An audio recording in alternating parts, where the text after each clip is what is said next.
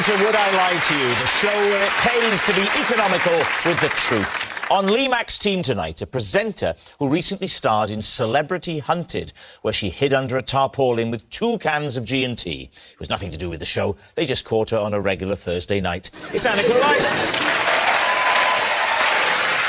And an actress who currently stars as a forensic scientist in Silent Witness. Acting is in her DNA, and DNA is in her acting. It's Liz Carr. And on David Mitchell's team tonight, a comedian and actor who played a rabbit in Watership Down. He also has 5 children. That's what I call method acting. Miles Jupp.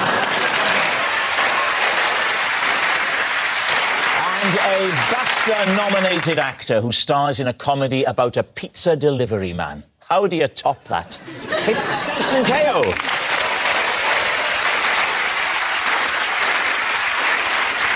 So to round 1, Home Truths, where our panellists read out a statement from the card in front of them. To make things harder, they've never seen the card before. They've got no idea what they'll be faced with.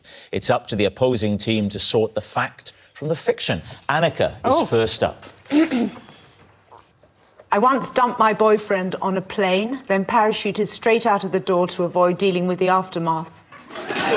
David's team. Wow. So what was the plane? What was the context? It was with the army. I was doing a sort of army exercise because I was being taken on by the Royal Engineers as a sapper, a celebrity sapper, and I had to detonate a bomb and all sorts of things. And one of the things was a parachute jump, and my boyfriend came with me sweetly. Am I the only one who doesn't know what a sapper is? No. David, like the army. David has an awareness of the military. What is a sapper? What do you mean I have an awareness of the military? A sapper is a sort of soldier. Thank you. That's me. Did you plan on breaking up with your boyfriend pre this trip? It wasn't going well, and I thought I had been trying to work out the exact moment when it would be good, and he really wanted to come with me on the day, and to be honest, I wanted to go on my own because there's just going to be me and about loads of soldiers. 1,000 soldiers. We've all had days like that, Anneka. And as the day progressed, I just got more and more annoyed that he was there. And then we went up in the aeroplane, and he just said, "I don't think things are really going well. You seem a bit distant today." And I just said, "I don't think it's working." And the man in charge was thinking, I hope she doesn't mean the parachute. Was he then going to follow you? Was your boyfriend jumping? No, as he well? didn't have a parachute. Oh, right. So he Well, he didn't just out of instinct follow you. Is your love admin, do you think, a reasonable use of our defence budget? I mean... What was the altitude when you jumped? I don't know. Well, you must. They didn't say. Does 1,000 feet, 15... Who parachutes? 1,000 feet? I would say 8 to 12 or something like that. 8 to 12 feet. I find that quite challenging. What are you thinking? Is she telling the truth? Did this happen? Well, I have one problem with this story, which is that if you're thinking you need to, end your relationship, that's potentially an embarrassing, awkward moment, something you might be inclined to put off. And one of the things, if I were you, I might be inclined to put it off until after, is the occasion when I have to jump out of an aircraft. Because This is why there's never been a popular programme called Challenge David. Well, yeah, but... People would set you some brave challenges and you'd very calmly and rationally explain why you couldn't possibly do them. But assuming, hypothetically, that I have agreed to jump out of an aircraft... Yes. Yeah. I would not have that conversation just before I jumped out of the aircraft. I'd think, well, I might, look on the bright side, the fall might kill me, in which case I'd never have to have the conversation. She did say that she hadn't planned to. It was because he said, you seem a bit distant. Yes, but not as distant as she seemed a second later as she fell towards the ground. Samson, what are you thinking? I can't buy it. I would have just broken up with him on the ground. I think it's almost certainly true. Almost certainly true. Yeah. So what are you going to say, David? I think it might be true. Anneka, jumping out of a plane and breaking up, was it true or was it a lie? It was a lie.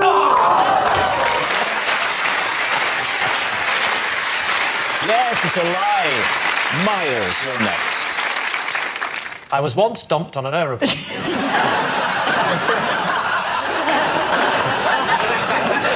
I have I've just signed a publishing deal for my gritty debut crime novel, featuring the exploits of detective duo Nice and Spicy. Is it hyphenated nice and spicy? Oh, no, there's a duo. One is called Nice. Jeremy Nice. Did you think there was only one of them called Nice and Spicy? Hello, I'm Detective Inspector Nice and Spicy. Detective Inspector Nice and Spicy and his partner, who has no name at all. It's a duo. Jeremy Nice, Ian Spicy. So you sat down with a blank piece of paper and you came up with nice and spicy. Well, there's a backstory, because Jeremy, when it starts, he's quite sad because the person he worked with, Mark Cheap, died. So it used to be Nice and Cheap? Yeah, that's right. What sort of men are they, Miles? Well, Jeremy is incredibly tall and Ian is incredibly short. Right. And that means they're one of the few people on their force that are given a police car with a sunroof. Have you read the book before? Yeah. What was your other book called? Other books. How many books have you written? Well, this is the third. So the two, if you want me to do all the maths for you. What? Presumably you do. It's funny, isn't it? Because a lot of people with an Oxbridge education, they can come across as condescending and a little bit... And yet you somehow carry off beautifully, Miles. This is because I don't have an Oxbridge education. Because a lot of... Oh, you don't have an Oxbridge education? What do you have? Just an accent. And what's this one called again? It's called Blood in the Water. What's the plot of Blood in the Water? Well, I'll tell you how it begins. Nasty urinary tract infection. No, I don't want to tell you too much of the plot. That's the whole point of a whodunit. Don't worry, I'm not buying it. I'll say... In fact, I've got a feeling nobody's buying it. What do you think? I think it's a lie, Anneka. Do you think it's a lie? I think it's a lie, personally. You think it's a lie? Yeah. Liz? I think it's a lie. I'll say lie. Right, Miles, it sounded lovely. Was it true or was it a lie? It is, in fact, a lie. Yes, it's a lie. Miles hasn't written a novel about the detective duo Nice and Spicy. Our next round is called This Is My, where we bring on a mystery guest who has a close connection to one of our panellists. This week, each of Lee's team will claim it's them that has the genuine connection to the guest. It's up to David's team to spot who's telling the truth. So please welcome this week's special guest, Roy.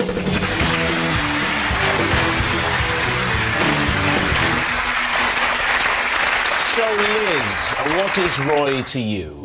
This is Roy. Roy used to play the lottery every week till I convinced him not to, and that week his numbers came up. Anneka, how do you know Roy? This is Roy. I like to paint him naked in my kitchen. And finally, Lee, what is your relationship with Roy? This is Roy. I once spent the night in his petrol station wearing nothing but my wife's dressing gown. David's team, where do you want to begin? OK, well, Liz, that's quite an unlikely story. I mean, statistically, there is no point you can get a lottery ticket when you're not more likely to die before the numbers are drawn than for your numbers to come up. You didn't get that ad campaign, did you, David? No. That's how unlikely it is. So his numbers came up the next week. But what you've just said is essentially what I said to him. Yeah. I don't play the lottery. And so Roy works with me. Yeah. Works on Silent Witness. Mm-hmm. And... in what capacity? In the art department. OK. So we'd talk. I was like, why are you doing it? Why are you doing it? You never know, never know. And then he approached his 40th and I was like, break a habit. So Roy's 40? Yeah. At least 40? He looks young. What would he have won? He got 5 balls, numbers, whatever, and then the bonus one. I think that gets you £1 million. £1 million? Yeah. Did you know what his numbers were before he stopped? No. So the week after he stopped, he told you, yeah, that last week, those were my numbers. Is that what happened? He told me and he showed me. He had a previous ticket from a previous week, and he showed you that and the numbers that had come up the first week he hadn't played the lottery. So he's quite angry. He's bringing in a lot of evidence. Here's my file entitled, "You have ruined my life." And clearly, Roy still speaks to you after. Well, I mean, obviously, we still work together because he didn't win.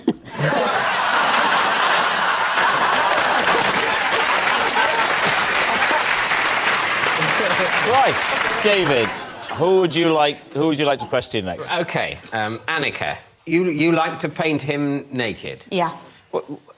Why? Because Roy, lovely, beautiful Roy, as I call him, is a life model. And so he comes round to my house sometimes and gets strips, and I paint him. Would you be prepared to paint him fully clothed? Or is I that was going to say, would you be prepared to do me on a Wednesday? if I pay you. What medium, Anneka? Are you in charcoal, I work oils? in oils. I do You're like. an oil. I'm an oil person Yes. with Roy quite a lot. What? He covers himself in oil and then you paint it? Oil paint. Oh, I was about to say, big man, what are you dealing with, man? How long have you been painting? About 10 years, properly. And Roy is one of the regular models. Do you pay Roy? Yes, you pay him. So He's what a happens? professional You model. make an appointment with him. I make an appointment. Ding dong. He comes in. Is that his nickname? You're at home. You've got your equipment out. Got it Ding all dong. And then now he doesn't arrive naked, does he? No, what happens? No, he, Oh, go on, you can work it out, Rob. So I've got a studio next to the kitchen if I'm doing big oil painting in the studio. Oh. But then we go into the kitchen and I'll carry on sketching and things. And because he's been painting he's still naked, nude he's at the still point. naked. Because Yeah. I know him so well, he doesn't bother to put a pant on or anything like that. Not a single solitary pant. How many variations of a naked man can you do? Not that you're telling the truth, because I am. What you don't know about Roy is he does the most extraordinary dynamic poses. So Oh, a different it's pose every week. endless. Oh, it's endless. Can you show I'd me? love to see it. I'd love to Please see show us, yes. I'm sorry, you're trying to make it all tasteful. All we're thinking of is a bloke saying, No, is it with the fruit bowl again, Anneka? He can do the most I'm not holding those grapes again. 3 hours, that's all last time. Especially the hands on my head. I can't hold the grape for those. Why don't you position Lee Yes, into how would some you of the poses that you enjoy with Roy? And take your time over this, Anneka. So one last thing. Lee, Yeah? please don't take your clothes off. Okay. So after a cup of tea, you are going to take your clothes off and Right, I'll all hold the that. tea. Yeah. So what sort of poses do you I'm normally do? still taking Lee? my clothes off. I've got the pants on. I'm leaving them on for a second. Yeah. Oh, no, I'm doing this one. This is it. Okay. I've got the t-shirt off, yeah. I'll just mix my paint. Right, now I'm down to my pants. Lovely. Yeah. So, are you going to... Could you... Well, look the other way. Pants? Look away? Yeah. Why do you want to look away? Because I'm not working yet. It's when I say go. Okay. Well, I can't do it if you're going to look at me. Can you look the other way? Roy, get round here as quick as you can.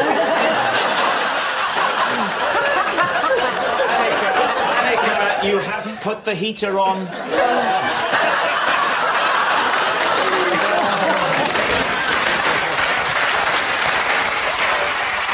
Are you comfortable? I'm not comfortable, no. No. The lady came round for an autograph.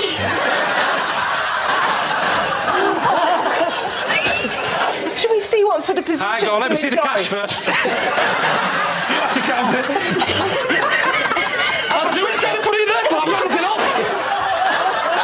I've got in the folds of my skin. What do you want me to do? What Get position? on your knees. On my knees.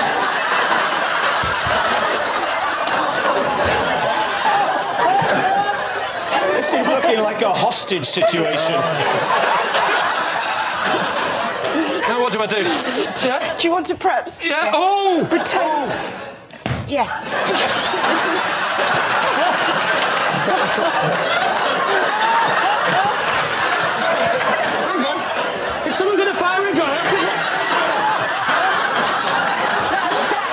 That's the sort of thing. Position that Roy Well, does. thank you, Lee. Put your trolleys back on.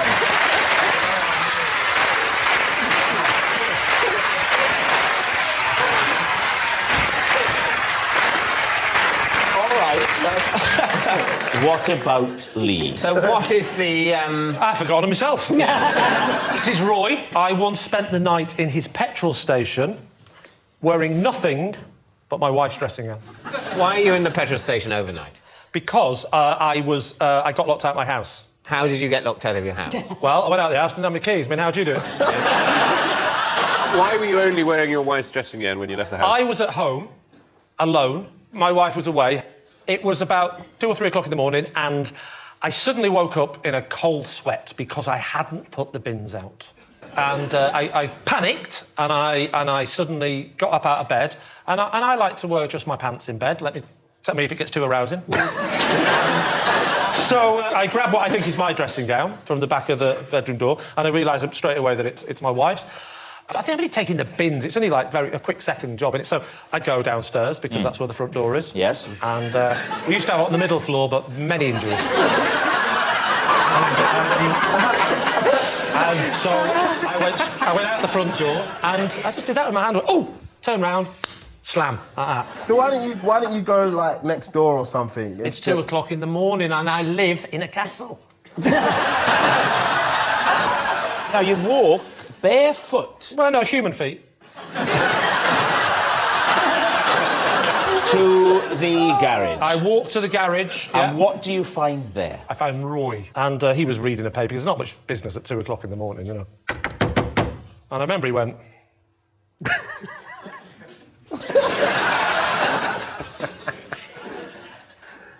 Very hairy feet, sir.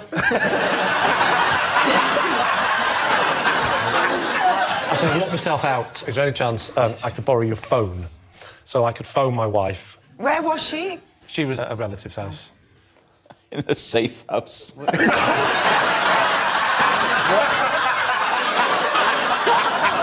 Did you know Roy previously? Well, I'd been in the petrol station a few times, but he won't recognise it because I was always wearing a balaclava. Anyway, I borrow his phone. Yeah. I dial straight to answering machine. So what And the did answering you do? machine just said, "Hi, not here at the moment. If this is Lee, I still don't want to see you." So I said to Roy, "God, now what?" We had a little coffee and then started having a chat, and he was really nice. He said, "You're my favourite on the show," and I said, "Oh, It's a lie. And then when punters came in and just saw you, did they just... Occasionally, because it's 24/7, you know. It's a bit awkward. Well, I can blame them. We had a laugh with the first few customers. By the fifth one, we thought it'd be funny if we didn't tell them and I just held his hand. And then she came back in the morning. She came back in the morning and I said, everything back to normal. I'm sorry, but I'm in love with Roy. All right, we need an answer. So, David's team is Roy, Liz's lottery loser, Anneka's kitchen companion, or Lee's forecourt friend? It's absolutely not Lee's, much as we've enjoyed your contribution. The thing I don't believe about Liz is that it says he's 40. Now, I know black don't crack, but he's not 40. I'm leaning towards Anneka's suddenly. All right, what are you going to say? I You think we need a Anneka? guess. Anneka? I think Anneka. OK. You're going to go Anneka? Right, they're saying Anneka. Roy, would you please reveal your true identity? I'm Roy, and Anneka paints me naked in her kitchen. Yes, Roy is Anneka's kitchen companion. Thank you very much, Roy. Which brings us to our final round, quickfire lies, and we start with...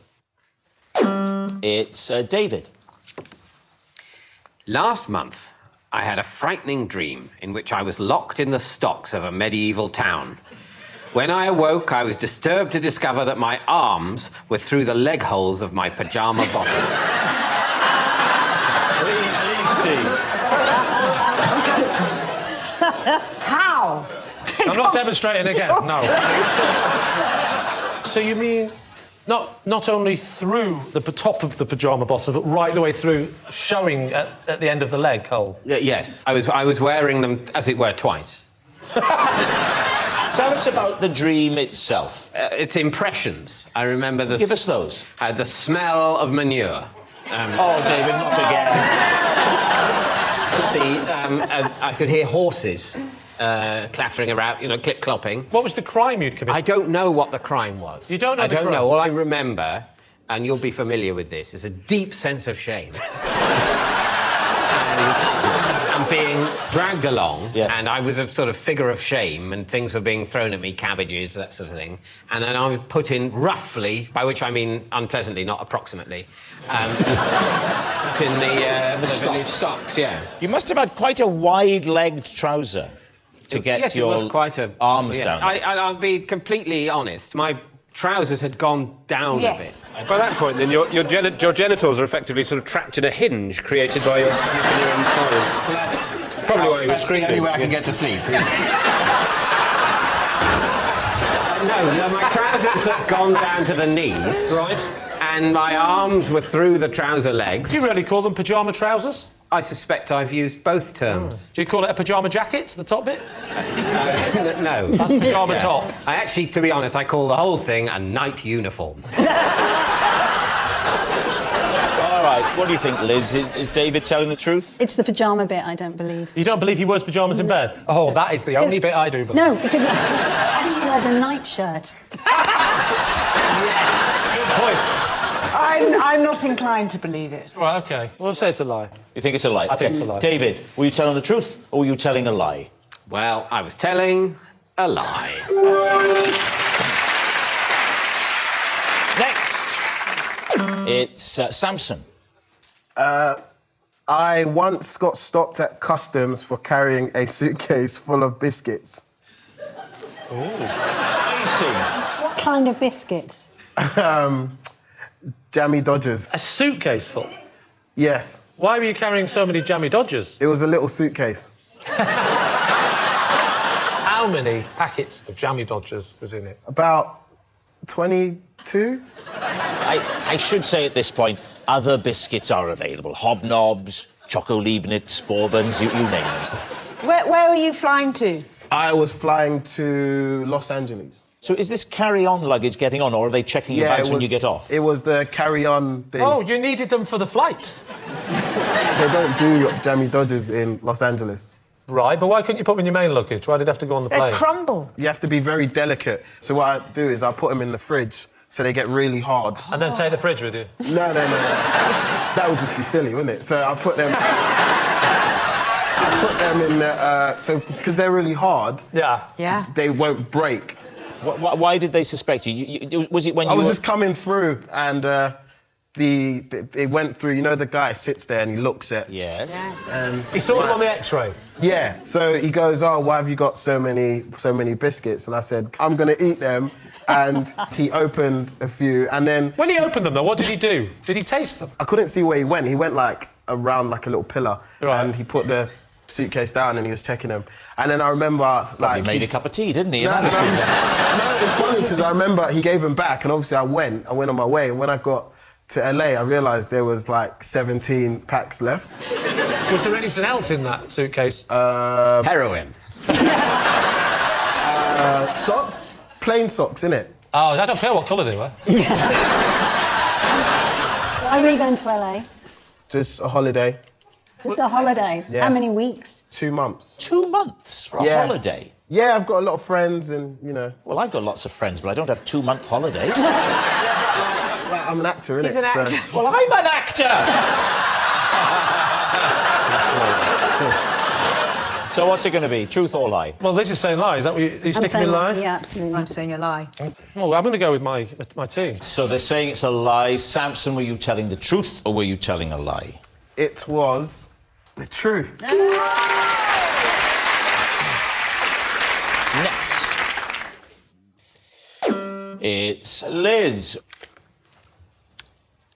I had to retake one of my first ever scenes in Silent Witness because I looked far too happy to be watching an anthrax attack. So, why are you watching an anthrax attack in the scene? There had been an anthrax attack, so we were watching it on the TV. So we're only talking about fictional anthrax We are attacks. talking about fiction. I wasn't watching the world unfolding and laughing. So was it like a big outbreak, pandemic, all forms of law enforcement came out? We are talking a BBC budget, so it was kind of quite a small thing. 2 ambulances and a skip. That's right.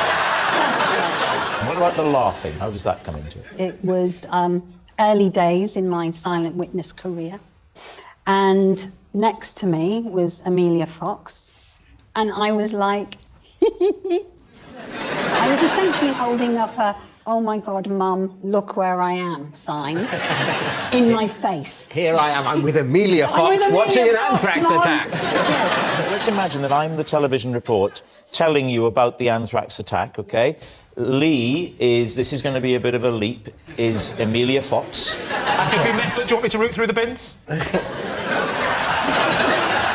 What did she play again, Amelia Fox? She's a pathologist. A pathologist, I knew that. All right, here we go. Well, like, serious scenes at the moment in London. Let's get the This kidneys attack out, have a is look at those. Terrifying. Chuck us the scissors, princess. Some people are... Oh, And I was watching you in awe. I thought you were watching news coverage, not Yes, cutting it was, up but a corpse. Lee couldn't resist the opportunity to We show his digress. range. Yeah. Sorry, the stitches take time. It's beautiful. very important to work. leave them with dignity. That's the scissors. Just gaffer tape. Don't take your gloves off. So you were giggling because you were right next to someone so well known and popular. Yet tonight I haven't seen you giggle once. No. What are you thinking? I'm thinking that it's true. That's True. what I would Samson? Yeah, I think it's true. We're going to go true. You're going to say true? We're going to say true. Liz, were you telling the truth or were you telling a lie? I was telling the truth. Yes, it's true. That noise signals time is up. It's the end of the show, and I can reveal that it's a draw. Lee has 3 and David has 3. Thanks for watching. We'll see you next time. Good night.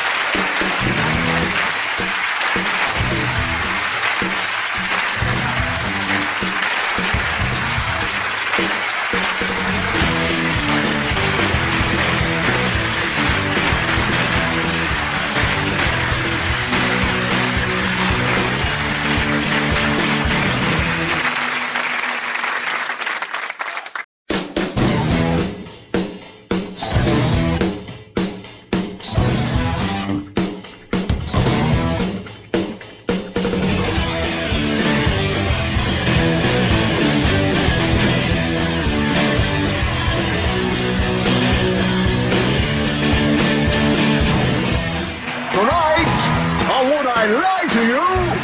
Made to measure, Trinny Woodall. Comedy treasure, Reece Shearsmith. And their team captain, David Mitchell. And facing them tonight, fresh from the West End, Michael Bull. TV's his best friend, Charlie Brooker. And their team captain, Lee Mack. And your host, Rob Brydon.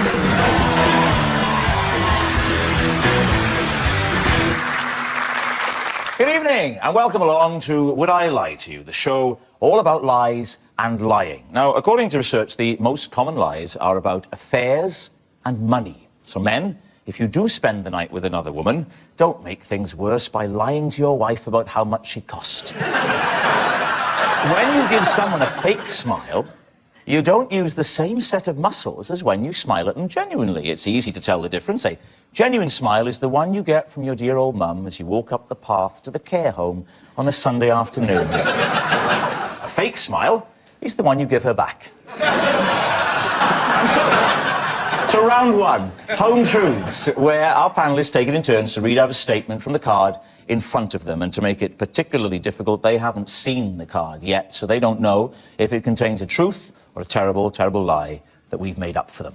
Michael Ball is first up. Michael, great. what would you like to tell us? Thank you. I have a 3-part ritual I have to adhere to before I go on stage. David's team, how true is this? OK, what are the 3 parts? Firstly, there's a sweet that I have to have before I feel comfortable. A sweet? A sweet. Part 2? Part 2 is... I may have to hurry. It's putting on a spray. It's spraying me with... so I smell Insecticide. nice. I smell nice for the ladies and gentlemen. What spray? What spray? Madame Rochard. Because I'm in Hairspray and she's a woman, and so I put. So it's a recent thing since you were in Hairspray. Or... It depends. Yeah, theme. A different smell for every thing I do. What did you do when you were in Cats? I didn't do Cats. What's the third part? And the third part? Tapping. Tapping. Tapping. What do you tap? Tapping. Parts of my body. I don't think we need to go any further. Can you demonstrate? Yes. You go there. And then you go there, and your hands. Right, tapping your hands. Yeah. Well, there we are. There are lots of people around the country, just like Michael, who need your help. Please send whenever you can. David's team, what do you think? This thing about tapping, I know about tapping, and you started doing it correctly, and then you stopped, because I thought, are you giving too much away if you continue tapping correctly? You didn't even do this. This is where doctors do it. It's probably not if you have a lung disease. To be fair, Reece, he's never claimed to be a doctor, I think. Well, there was the once, but... That was just to get you to the next stage, wasn't it? There can't be a perfume for every character you play in musicals. No, I wouldn't have thought so. Yeah, but it could But be... that's what you're saying. No, I said for this character. Yeah, Madame Rochstadt, whatever you called yourself. Is it real? Yeah, but it's not one you'd associate with Hairspray. I'd associate Charlie or something with Hairspray. He does that in the dressing room as well, actually. Those were the old days. My feeling is that it's a lie at the moment. I think he's telling the truth. So you're drifting, When pushed on the towards a fingers, lie? it was too vague, yes. Well, it's 2-1. We reckon it's a lie. You're saying it's a lie. Yeah. OK, Michael, what is the answer? It is, in fact, the truth. So, yes, it's true. Michael does have a 3-part ritual that he has to carry out before going on stage. Trinny, you're next. Oh. Marks and Spencer's mannequins are based on my body. Just the female one. I was going to say, not the next Surely. How did this work? Did you have a mould of your body? What you do is you do a, like a plaster of Paris on your body. Hang on, say this really slowly. A man takes this gunk and he... Why did they want you? So I used to model. Is it the head as well, or just the body? No, the body, but the... Yeah. They didn't bother doing your head? No, they did my head, but it was... So they basically decided that you'd be the right body to advertise, but they went, we don't want the face, love. Is that what you're talking about? Did you look different, like, when you were a model? Were they going, we'll go with the body look? What's wrong with the face? I had acne, actually. I had very bad acne. Well, they could have sanded it down. Not you. No, the model. I mean the model. They cast the face and then they get a bit of, like, grade 2. Just shave off the acne. What? Does it hurt when they peel it off? Is it like, you know, when you pull a plaster off quickly? Is it Before like they put on the plaster of Paris, you're wrapped in saran wrap. But then you'd get all the lumps, wouldn't you? No, from you the don't. ceramic? I tell you, I've had it done a few times. You do. Well, you think about it. I had it for a show I was in called The Woman in White, and it would all buckle, and then if you poured something in on that, you'd get all the lines on it. I'd have thought. Well, you could just sand it off like the acne. So, Lee, what do you think? All right. Why I don't think it's true is that surely mannequins come in different sizes, because otherwise... No. No? No, clothes come in different sizes. And they put the right size on the mannequin to make them look as attractive as they possibly can. I love boys discussing fashion. Wait, you got... Oh, hang on, Charlie's off. You got cast before, didn't you? You were cast for a big set of fake breasts for a show, weren't you? No. That wasn't me. He was talking to David. Yes, I'm sure you got fitted for a prosthetic set of breasts for In a your show. fantasy, darling. Did I dream that? Because that would be your body. We think that that's a lie. OK, is it fact or fiction? You did it. You've got the experience. It is a lie. Marks and Spencer mannequins are not based on Trinny's body. But it's true, isn't it, that Susanna did provide the inspiration for their large sacks of potatoes? Reece, your turn to confess. For a summer, I worked at a funeral director's that offered themed funerals. What's a themed funeral? Give us an example of a theme. Well, you can have a medieval one. How does a medieval funeral work? You have it when you're 26.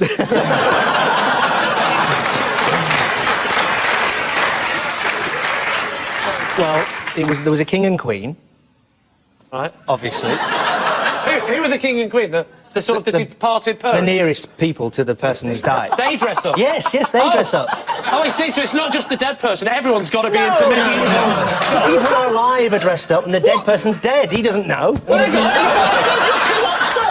We've had medieval. Medieval. Could you give me 3 others? There was a Valentine's Day massacre one. Oh, come on!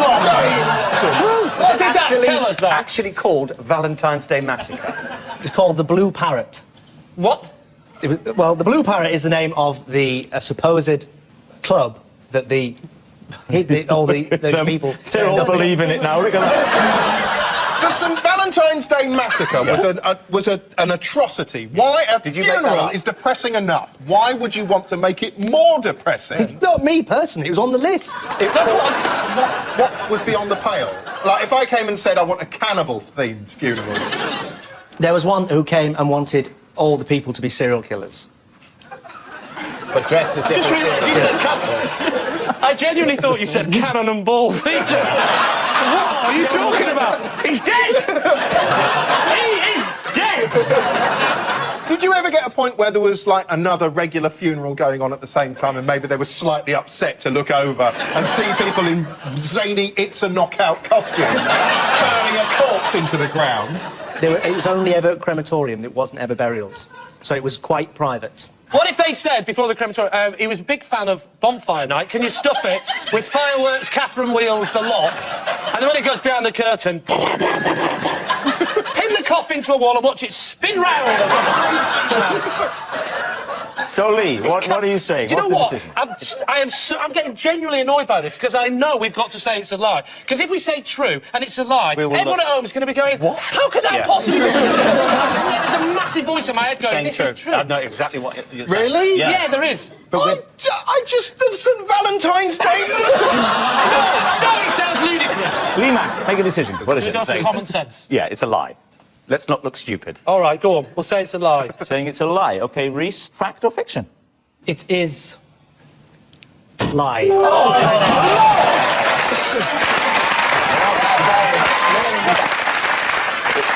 is indeed a lie. Reece didn't used to work at a funeral director's that offered themed funerals. Actually, I plan to put my ashes, while still hot, in one of those council wheelie bins. That'll show them. Charlie Brooker, you're up next. For 6 years, I pretended to a girlfriend that I was partially deaf. Seems reasonable enough. David's team, what do you think? After how many years of going out with her did this start? Shamefully quickly. Was by pretending to be partially deaf how you clinched the deal early on? Are you saying I have to use pity to attract people? I'm saying you might have used pity. I'm not above it. Did she have a very irritating habit that precipitated your going deaf? Yes, talking. She was talking about something that was very important to her, some emotional thing. Right. And she said you weren't listening to me and got very upset, started crying, and so I thought I'll lie and tell her I'm deaf in one ear. Which I did. And at that point, what you're saying to her is, I didn't hear anything because I'm deaf in one ear. I thought we were sitting together in silence. What I thought was happening. No, I had my attention taken up with something else, and I said it apologetically. Stroking his guide dog. That's what he called it, anyway. Did you elaborate on why you were deaf in the ear after you had to go? What was your reason? I said that when I was a child, I had nearly drowned when I was like 4 in a swimming pool, and this had left me deaf in one ear. I clearly tried shaking my head, and I felt quite bad because I told the lie early on, and then I had to maintain it. So did you tell her ever after the 60s, or did the relationship just break up and you never told her? I never told her. Right. I didn't tell her. I wrote about it in a newspaper column. That's nice. Because she's a Geordie, they're robust. Actually, to be fair, now that adds credence to the fact he didn't want to hear her, so... I'm just trying to put myself in the position of that woman. 6 years! You've lied. You've lied to me. A big lie. It's quite a big lie. I'm surprised how often it doesn't come up. Now that's a big lie. And the advantage is, after telling that lie, half the times it comes up, you can pretend you haven't heard. So what do you think? So you think it's... A lie. You think it's a lie? Horrifically, I think it's true. I think it might be true. You think it's true? Charlie, is it truth or lie? It's true.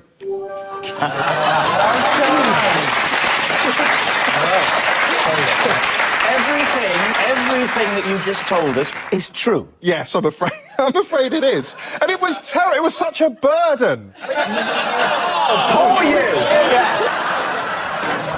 For the first time I introduced her to my parents, we're going down to meet them on the train. I suddenly thought, oh, God, she's going to mention the... And so I had to turn round to her and say, don't bring it up. My mother blames herself. And... I didn't want to lose her. I was desperate. Having told this terrible lie, I was locked into it. I daren't tell her I was going to... Can't you see? Don't you find that moving? You, cold-hearted monster! I'm not having this! You can't call us cold-hearted. You've lived People a make 6 year mistakes, David! Yes, and for which they must be punished! Oh, yes, it's amazingly true. Charlie did pretend to a girlfriend for 6 cruel years that he was partially deaf. Ironically, like all his other girlfriends, she was partially sighted. Our next round is called The Ring of Truth. I'll be offering the team some bizarre celebrity facts, but are they true, or did we get them from Wikipedia? Lee's team, take a look at this clip. We do a bigger one for the trucker, for the really hungry person, which consists of a steak kidney pie, beans, tomatoes, chips, mushrooms, fried potatoes, 2 thick bread and butter, and it comes up really heaped well up on a plate. Egg and chips, bacon and chips, sausage and chips, corned beef and chips, egg, bacon and chips, everything what goes with chips. I should say what they didn't show you there was the toilet, where Gillian McKeith was spending one of the happiest days of her life. So here's the related fact, right, for Lee's team. Christina Aguilera once followed a strict diet where every meal had 4 food items. 1 crunchy, 1 soft, 1 hot, and 1 cold. Lee's team, could that be true? That's not very specific, is it? There are more specifics. They had to be bold coloured, you know. Example meal, right? Raw red pepper, which would be red and cold. Steamed broccoli, which would count for green and hot. Scrambled eggs, yellow and hot. And raw carrot sticks, which, as we all know, are orange and cold. They're not cold, they're crunchy. That's 2 crunchy things. The pepper's They're cold. cold as well, unless you've heated them up. Yes, I know, but the system is 1 crunchy, 1 soft, 1 hot, 1 cold. So don't start talking about something that might coincidentally be cold and crunchy. That's just confusing. Its selling point was its crunchiness, I'll give you that. In this instance, the carrot's there playing the crunchy role. The crunchy role. And could say to the pepper, oh, actually, I've done cold as well, but today I'm on crunchy. All right, I've been crunchy, but today I'm cold, you know. So any food can be served in all of those ways, you're quite right. No, a grape cannot be crunchy, you idiot. Have you never eaten... Don't talk to Michael Ball like that. Yeah. He was in Chitty Chitty Bang Bang. What have you ever done? What if you froze a grape? Hey, listen, I sat through him in Chitty Chitty Bang Bang. I know worked harder. It's all right, I have an Olivier Award. I think it's true, because that's the sort of stupid thing that people like her do to give their life some purpose and meaning, is come up with a set of arbitrary rules, something for them to think about while they're sitting on their thin arses.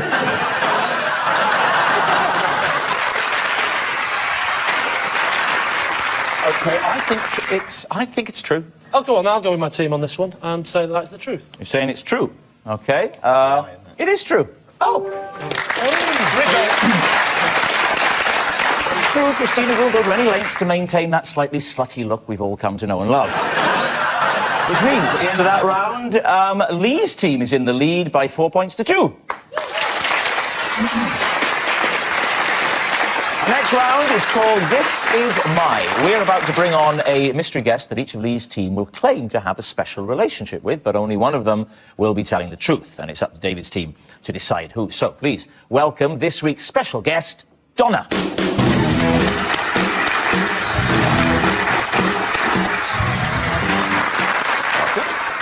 So, Charlie first, what is Donna to you?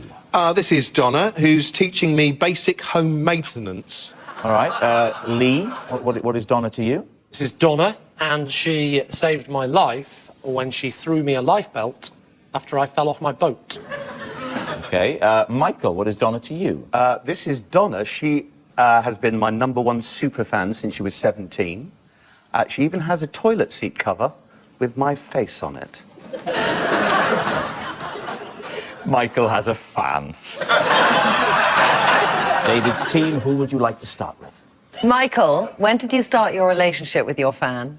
I have a relationship with most of my fans. How did you get to know Donna? Yeah. I've seen her at the front of crowds of audiences that have come and waited at stage doors, and you sign autographs, and you stop and you have a chat. Some shows only Donna turns up. Only Donna is there.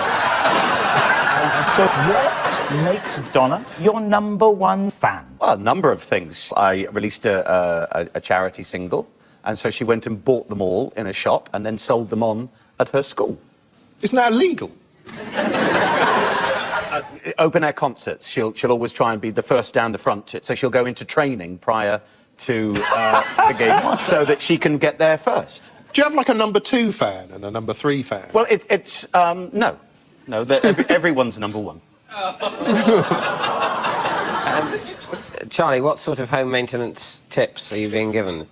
Very, very basic ones. My home's a mess, and I'm not very good at sort of maintaining, looking after anything in my house. So an ex-girlfriend paid for me to have these lessons where I basically learned... It's basic stuff. Do you mean like how to change a plug? Yes, well, yes, that was one of the first things we did. Yes, Right. I've only, to be honest, I've only gone 3 times, and Where do you go? Where do you go? Gone where? Yeah, She it's just comes a to you, community you said? centre down the road. Are you doing it for a magazine article? No. No, I'm doing it because I'm a pathetic human being. Charlie, what is the first rule of Home Maintenance Club? You don't talk about home maintenance. Lee, tell us the story of your boating trip. Where was the boat? The boat was on the River Thames. Were you by yourself? Well, I was actually with my dog and one other person. Why does the dog come first? What? Right. Why does the dog come first? That's exactly what my wife says. Right. Why do you introduce me like that all the time? This is my dog Pickles and one other person. Who was the other person? My wife. How fast a boat is this? I'm not a boat expert. It's a twin-engine, 28-foot Furline Sun Fury, and as we all know, they can go up to 45 knots, but on the Thames, as we all know, you can't break 6 knots. Just to give you an idea of how fast 6 knots is, if someone is walking beside you and you wave to them, you're committed to it for about 2 hours. And how did you fall in? Well, I was actually trying to go round this side of the boat to undo the gas canister at the front so we could make a cup of tea, and I went down the side and slipped. Why didn't your wife try to save you? Yeah. She can't swim. And what's Donna got to do with it? She hasn't appeared yet in this story. Well, Donna was on another boat coming the other way, and I slipped in, and then she just threw me the ring. And she did So what? your wife, because she can't swim, also won't throw you a life belt? So what do you say? What is she? Trinny. I think when Donna came in, the only person who didn't look at her was the guy in the middle. His name is Lee Mack. Yeah. Trinny. He's a popular comedian. Will you stop treating me like staff? No, I can't decide between Michael and Lee. I don't believe Lee would go boating very much. And Why wouldn't I go boating very much? Just doesn't Well, suit you. Why? All right, then she saved me when I was trying to chase after a whippet. Reece, do you have any suspicions which way this should go? I think that Lee is telling the truth. You think Lee? Yeah. Okay, that let's your go answer? with Lee. Okay, Donna, would you reveal your true identity? I'm Michael's #1 fan.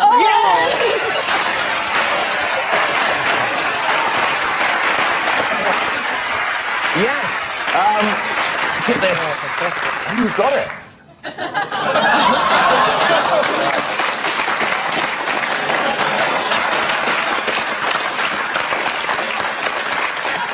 We say congratulations to Donna, and thank you very much indeed for coming, Donna. Thank you.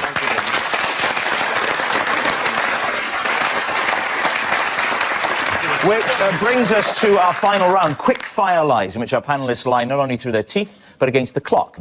David's team are currently behind, so we're going to give them one last chance to catch up, starting with... That's David. 3 members of the cabinet subscribe to my Twitter feed. Please explain for some of the less with it crowd what a Twitter is. Well, Twitter is a website where you can essentially leave messages of up to 140 characters. All right. Okay. And no longer. OK, Lee's team. You made it sound so dynamic. I can see why it's so popular. I can't. Why did you sign up? Because someone on it was impersonating me. What? Someone on Twitter was pretending to be me and putting messages on it like, going to Peep Show production meeting, everyone there is an arsehole, which I did not wish to be published under my name. And who are the cabinet ministers? They are Andy Burnham, the Culture Secretary, Alistair Darling, who is the Chancellor of the Exchequer. Can you say Exchequer like that again? Chancellor of the Exchequer. And Alan Johnson. If this is true, is it any wonder the financial crisis we're in? How many followers do you have? About 27,000. What sort of information would you be giving that's so interesting that they're going to sign up to follow you, of all the people in the country? I think you can follow more. That sounded really confrontational. He's a very popular young man in the current entertainment scene, and a lot of people enjoy his work and they want to get close to him and they follow him. He's been on Question Time. He's been on Question Time, I'm a major Charlie. political force, Charlie. Wait, let's have a guess. It's a lie. I think it could be true, actually. I think it could be true. It's a lie. If anybody is talking through the internet to cabinet members, it's Dave Mitchell. He's not talking. I'm on there. He doesn't really say much. Frankly, you're boring on there. I think it might be true. Are you saying true?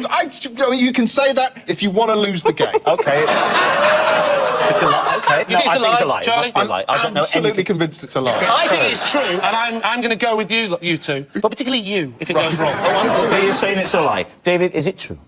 It is a lie. It is a lie. Very big lie. There are not 3 members of the cabinet who subscribe to David's Twitter feed. I, myself, don't get all the fuss about Twitter. I think people have forgotten the simple pleasure of just sitting down and talking to friends on Skype. And next, it's Lee. I kept my car running for 2 months by cracking an egg into it every day. David's team, is that possible? When you say cracking eggs into it, where do you mean in the petrol tank or in the... In the petrol tank. Oh, you fool. Do you know nothing of cars? No, not egg running cars. Well, if in a car you have a radiator. If the radiator cracks, all the water comes out. Yeah. But, interestingly, if you put an egg in the radiator, it congeals. And it seals the hole in the radiator because the egg cuts and... So why didn't you go and get it fixed? Well, that's a good question. See, Trinny, I couldn't afford it. So I thought, it's about 150 quid to get the radiator replaced now. It was my first car. So the eggs must have cost you 100 quid. No, they weren't free range, darling. No, I'm talking really so cruel eggs. Did you do an egg a day? Cruel and cheap, they used to be called. Did you do an egg a day? I can pump out 50 a day was the advert. Who needs to move his head? That's where the advert... Who needs to move his head? 50 a day, that's me. So what do you think? Is it true or is it a lie? Can't be true. What do you think? I think it's a lie. OK, lie. You're saying it's a lie. Lee, tell us the truth. It is, in fact. True. Oh, yes. It's very, very true indeed. Lee Mack's motto is if there's a job worth doing, it's worth doing haphazardly with some farm produce. And that noise signals time's up, and it's the end of the show, and I can reveal that. Tonight's winners are Lee's team by a massive 9 points to 2. It's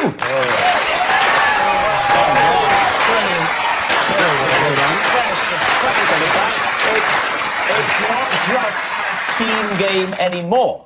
My individual liar of the week is Michael Ball. Oh, that's very kind. Yes. Michael Ball, whose biggest lie prior to tonight was love changes everything. I can tell you from experience, Michael, that what actually changes everything is having your girlfriend come home to find you prancing around the bedroom in her underwear. Tonight.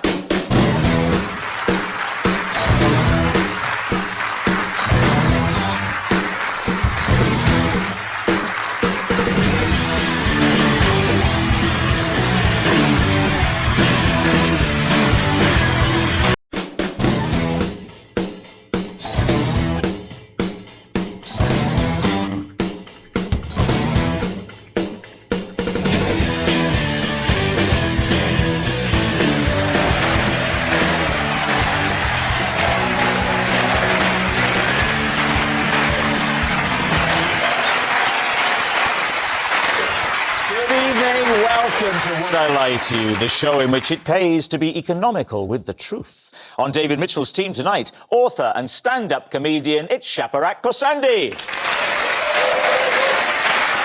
And writer, broadcaster and Black Mirror creator, Charlie Brooker. On Lee Mack's team tonight, maths professor plus broadcaster equals Professor Hannah Fry. And he's exactly 25% of McFly. It's Danny Jones. We'll begin with round one, home truths, where our panellists read a statement from a card in front of them. To make things harder, they've never seen the card before. They've no idea what they'll be faced with. It's up to the opposing team to sort the fact from the fiction. And Danny is first tonight.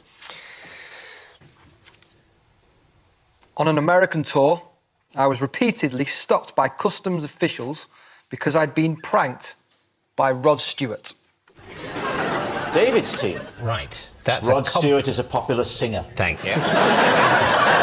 So you're on tour in America? Yes. The United States of? And South America. South America where? Brazil. Just Brazil? Yeah, forget the Rod Stewart bit. This is the real interesting bit.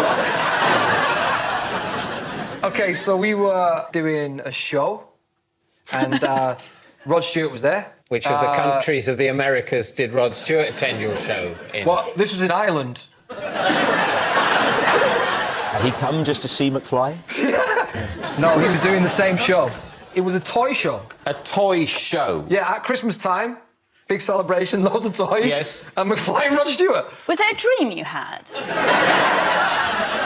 So Rod was there, and he's like, "Hey, Danny!" And I'm like, "Hey, Rod!"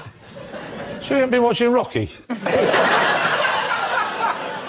So he said, "Do you want a lift?" Does he mean drugs? He went back home. It's like, "Well, I'll give you a lift on my jet." Wasn't he sailing? He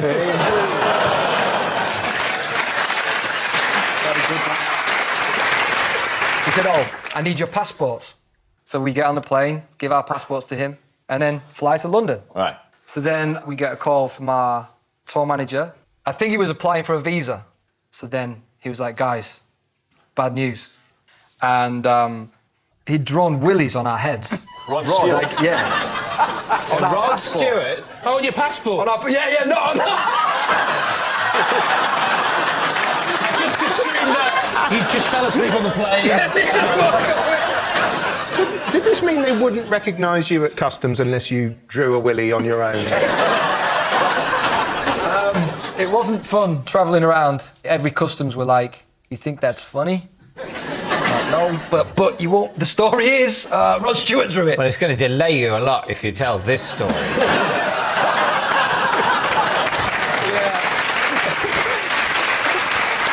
When you told people at customs that Rod Stewart had drawn these appendages on your head, did they believe you? Well, no, so we stopped saying that. Why would Rod Stewart be performing at a toy show in Ireland? That doesn't add up. Oh, but it's all right for McFly to do that, is it?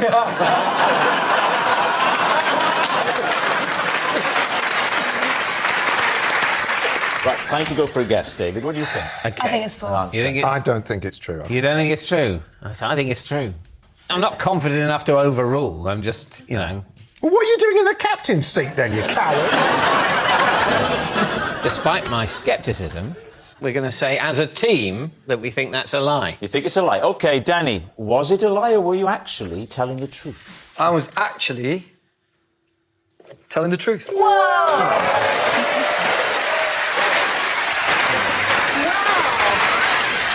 true. Danny was pranked by Rod Stewart. Hannah, you're next. I once unwittingly dated an international drug smuggler. David's team. Please explain the circumstances. This is a long time ago. I was 19 years old, say. Yeah. And I was studying maths and theoretical physics at university, and I had ginger hair and glasses, and I was very cool. And I met him in a bar. And was he a fellow student? No, he was an international drug smuggler. All right. What did he claim he was? Kickboxer. Right. He had very big arms, had this very, amazing accent. What sort of accent? He was Spanish. Oh, it's like meeting Antonio Banderas. Oh, he said he was Spanish. Oh. Show me the look you gave him. How did it happen? Imagine Lee is a muscular, handsome, kickboxing Spaniard rather than a retired darts player. You spot him at the bar because he's a very handsome man. He's also a bullfighter. And you catch his eye. How old are you, love? But in Spanish. How old are you, love? How can you look about 19?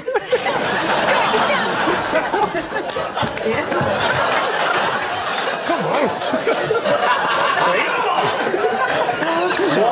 What happens then? Did he ask you to carry a bag through customs? Well, I dated him. And I just thought he was a very famous kickboxer. I just thought, well, this makes perfect sense. Were there any seeds of doubt? Possibly a couple of tiny red flags. So one was that everywhere we went, he would have... Heroin. Yeah. No, there would always be, two much older, quite built guys who would just be around, who he said were his uncles. And he had a scar on his shoulder that was like a perfect circle. Did you find that out in the bars? Was he wearing a vest? No. Just a tip for you, in future, the vests don't work. They don't. Oh, no!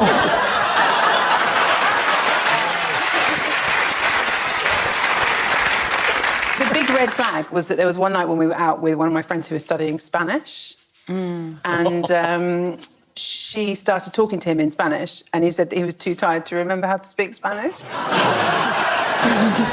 What was he? I think Moroccan. The big giveaway, I think, was that he kept changing his phone number every week. After 4 months of changing your phone every week, it starts to get, I would say, a little bit suspicious. But over 4 months, there must be times you're spending with him where you're actually having a conversation. What are you talking about? Well, he can't speak Spanish. He didn't really speak that much English. So what's happening? Do you imagine? David. No, it can't be. No. Well, I mean, not all the time, surely. So how did you find out? Was it that it was the first thing you just finally asked him? Yes, that's exactly. And you said, I've been meaning to ask. Well, I've been meaning to say anything to you at all. Other than, what's this week's phone number? It turns out that he was on the run from the Spanish police and wanted a British passport. Ah, well, I know somebody who's selling one that doesn't need it anymore. What do you think, Charlie? I think it's true. There's so much detail. Yeah, this guy honed in on someone that he thought would be the most trusting, and I think it's true. OK, well, I don't know, but I'm happy to go with true. All right. Hannah, it's a remarkable story. Was it true or was it a lie? It actually is true. Our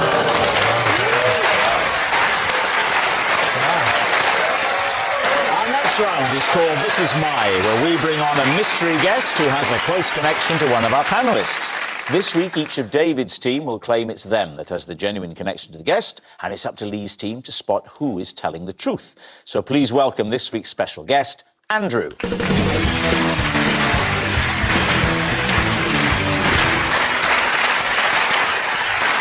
So, Shappy, what is Andrew to you?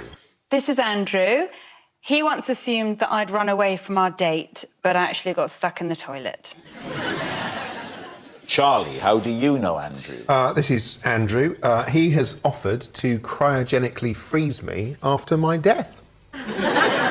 Finally, David, what is your relationship with Andrew? This is Andrew. Last year, I had such fun riding a zip wire that he got me a T-shirt with my beaming face printed on it. So there we have it. Shappy's abandoned admirer, Charlie's futuristic friend, or David's memento maker. Lee, where will you begin? Shappy. First of all, when was this date? 2012. Right, Yeah. 2012. How old do you reckon he is, though? Like 35? I think he might be one of these people that is actually older but hasn't done a hard day's work in his life. 11 years ago. Yeah. Right, he would have been very young indeed. Shappy, she would have still been at school. So what happened then? Where did you go to meet him? In a pub in Portsmouth. OK, so... Well, can I just remind you, people from Portsmouth are watching. A Portsmouth pub?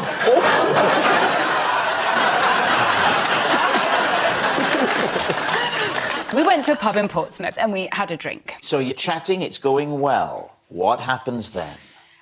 Well, then I went to the loo. How are you feeling at this point? Are you thinking I've met the one? No, to be honest, I thought we're having a nice time as mates. There wasn't an undercurrent of, ooh. It was a nice... There wasn't an undercurrent. How long were you in the loo for? It was coming out all across the floor. The tables and chairs were moving around the room. We were trying to play darts. Whoa! So you're in the loo, probably in a cubicle, being a lady. Yeah. And you're enjoying... Oh, Rob, you're so right on. Oh, Shappy, had you forgotten your shiwi? So, Shappy... It's a shame you could have gone against the skip in the car park. Shappy, ignore my friend. What happens then? I couldn't open the door of the loo. I was stuck. You couldn't escape via one of the other cubicles then? Climb over the top? Look, needs must. It's not a rom-com. It wasn't... What sort of rom-com does that happen in? Oh, come on. All right, one of those Arnold Schwarzenegger films that are so popular these days. I got to climb over the top of the cubicle. Quick! Shappy, we got to go!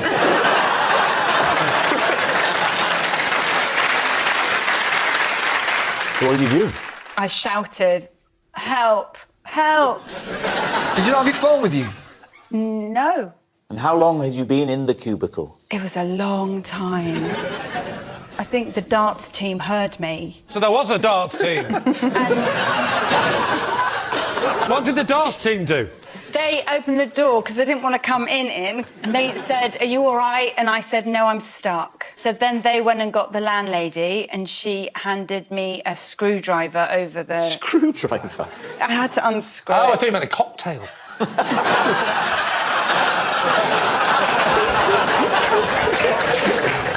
So you get out eventually, and where's Andrew? Is he scarpered? No, he was still waiting for me. So when you finally chatted, what did you find out about Andrew? He had a sister who was getting married. There we are, lovely. Right. Who would you like to speak to next? So, Charlie. Yeah. Remind me again, please. This is Andrew. He offered to cryogenically freeze me after my death. Right. Is it going to be just your head or your entire body? Both options are available. As Do you I have a understand. preference? Well, if you're Why is just... it even a dilemma? Surely if you're going to do it, stick with the body as well. Well, because the thinking is that when they kind of defrost you in the future, they'll probably put you in a new body. And how far in the future are we talking? Well, I don't know, do I? It's open-ended. No, it's not open-ended. If you put fish fingers in, you only get 3 months. Very true. Do you have to pay him? It's kind of like it's a promotional offer. Promotional? TV's Charlie Brooker's done it. Why don't you do it? Well, come to Andrew's Frozen Bodies. Charlie Brooker's went, yeah, I did it. Is that your impression of me? Yeah, I did it. Have a go. It's in the future. Charlie, you haven't explained how you met him and how the whole thing came to be. There was an offer that came through via my agent. Because I've written sci-fi things... He wanted to tag on to the Black Mirror futuristic technology. Targeted, What's the name of his company? Crygasm. No, it's not. Cryonics. Cryonics. And where's it based? Michigan. Michigan. I think that's where they store you. Right. But they can actually... Freeze you here. Freeze you here. Presumably, it is contingent on how you meet your demise, because if you need to be quite if you neat. fall into a mincer or something, they're going to go, there's nothing we can really do. I mean, we can still freeze you, but, only for Shepherd's Pie.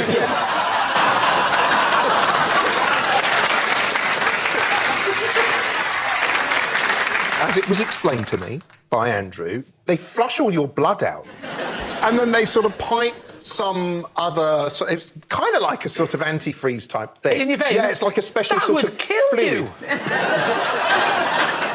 This is true so far. That is what they do. That is what they do. And is it going to be just you, or would your family join you? I mean, what, do they have to? Do you get a discount if it's just your head? Yeah, it's cheaper if it's just your head. What, and then they hope in the future that you can somehow be rigged to another body? Do you think you could do a deal with someone, someone who's got a great body but doesn't particularly value their own intellect? Me at the top and then Peter Andre.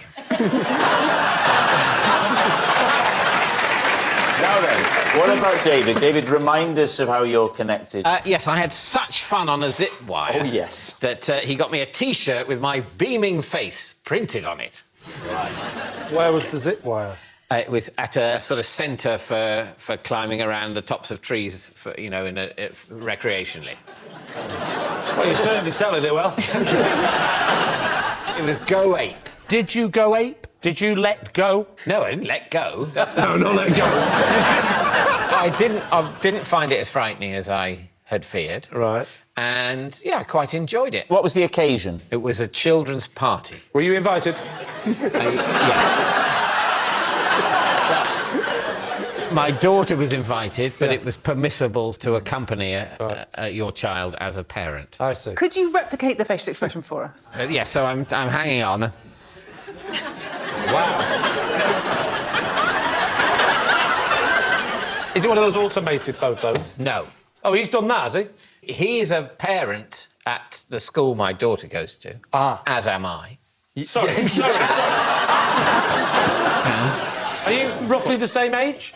No. No. He had his children a little earlier in his marriage, I would suggest. Earlier in his marriage? Or maybe he just married earlier, or maybe he's not married, and maybe it's none of your business.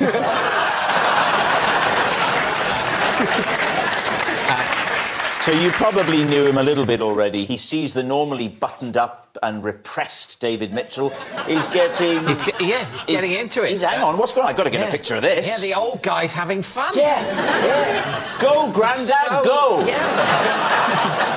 This T-shirt, did he send it to you, or did he get it printed for himself? He handed it to me in a bag. Oh, OK. Do you wear it? I have worn it, yes. Where do you wear it? I wear it on my top half. With nothing below again. And the idea of nothing below in your face going...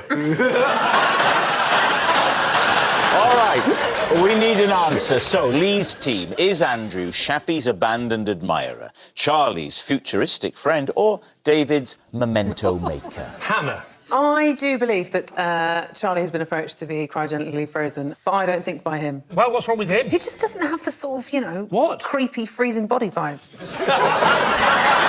Do you think Shappy had a date with him? Yeah, I and do. got locked in the lavatory? Yeah, I do. And he wondered where she'd gone, even though she'd gone to the lavatory. What are you thinking, Danny?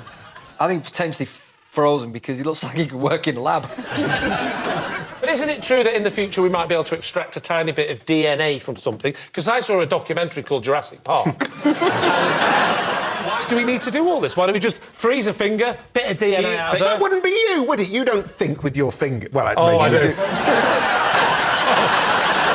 Where are you going to go for, Lee? You're going with Shappy. Yeah. You're going with Charlie. Yeah. And you're going with me. Lee, what are you going to go for? Oh, I don't know. Do you know the bit that makes me think it's Charlie? Is that if he'd have done it, I would have said no, but he's thinking about it. He's thinking about If it. you'd have done it, he really wouldn't be on the programme. I say purely because of the Black Mirror connection. We'll go with Charlie. All right, it's Charlie. Here we go. Andrew, would you please reveal your true identity? I'm Andrew, and Shappy got locked in the toilet on our date. Yes, Andrew is Shappy's abandoned admirer. Thank you very much, Andrew.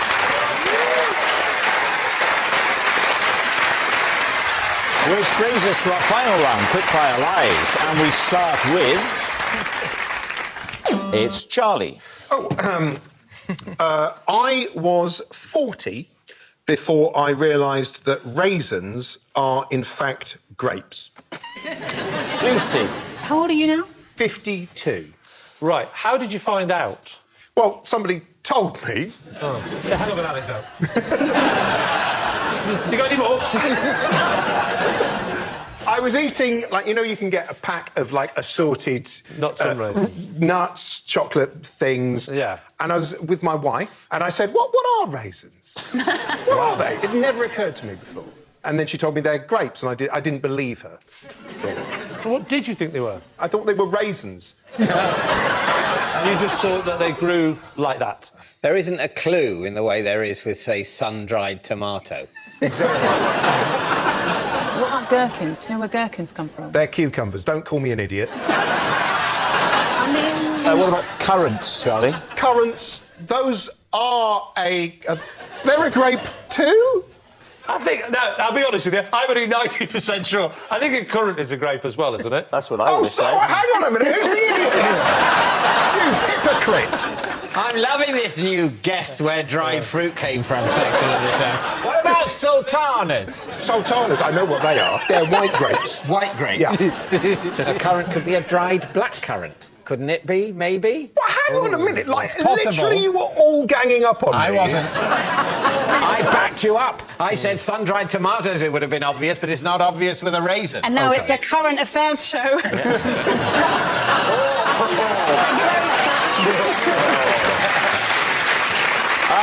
What do you think, Hannah?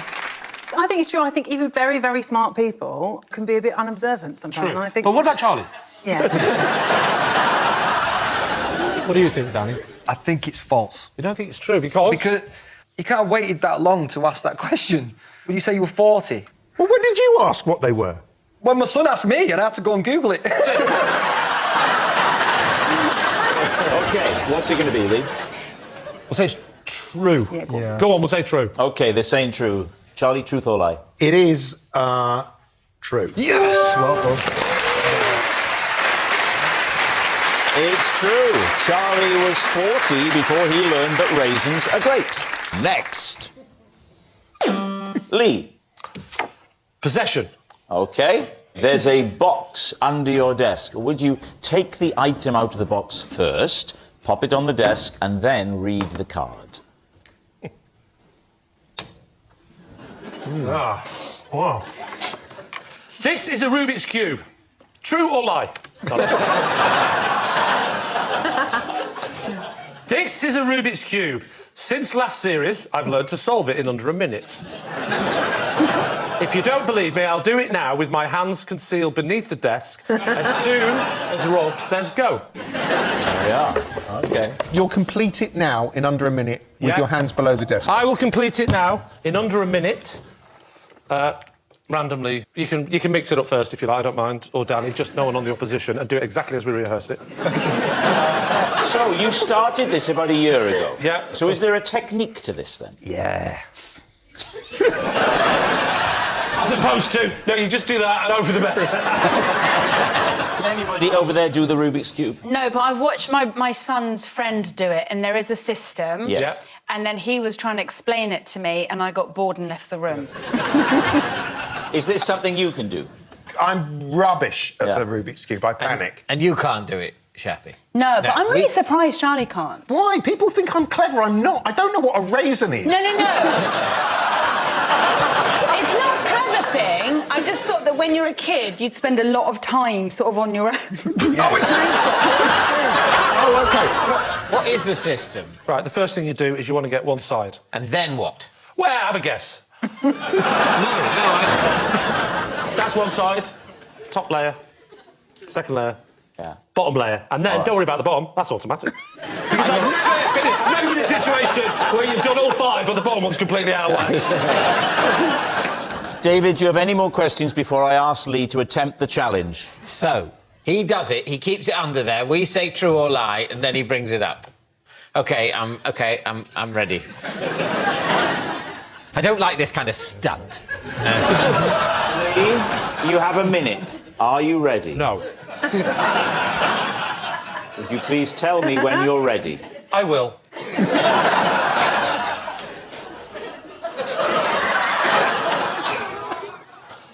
Whenever you're ready, Robert. 3, 2, 1.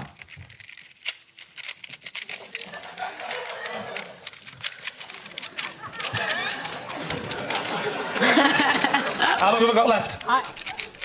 I'm 45. genuinely impressed. I mean, it's going to set on fire in a minute. It's that quick. How long have I got left? How long? Yes. 34. 34 seconds or 34 seconds gone?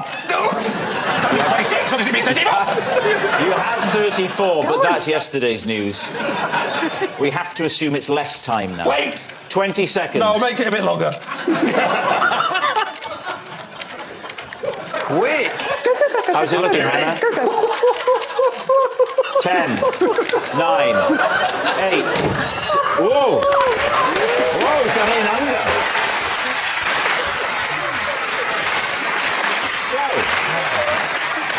has he done it? Well, look, the other two definitely enjoyed watching him fiddle with his groin. I believed that. I As a believe piece of that. theatre. Yeah. It mattered to you. Yeah. I don't think anyone could have faked Danny's surprise. It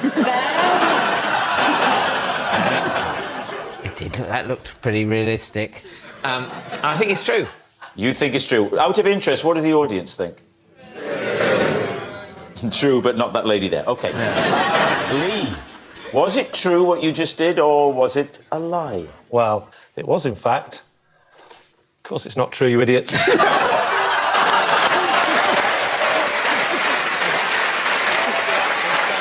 It's a lie. Lee can't solve a Rubik's Cube in under a minute. That was genuinely a brilliant piece of acting from the three of you. Thank you. It's going on the show reel. All that noise signals time is up. It's the end of the show. And I can reveal that David's team have 2 points and Lee's team have 3. Thanks for watching. We'll see you next time. Good night.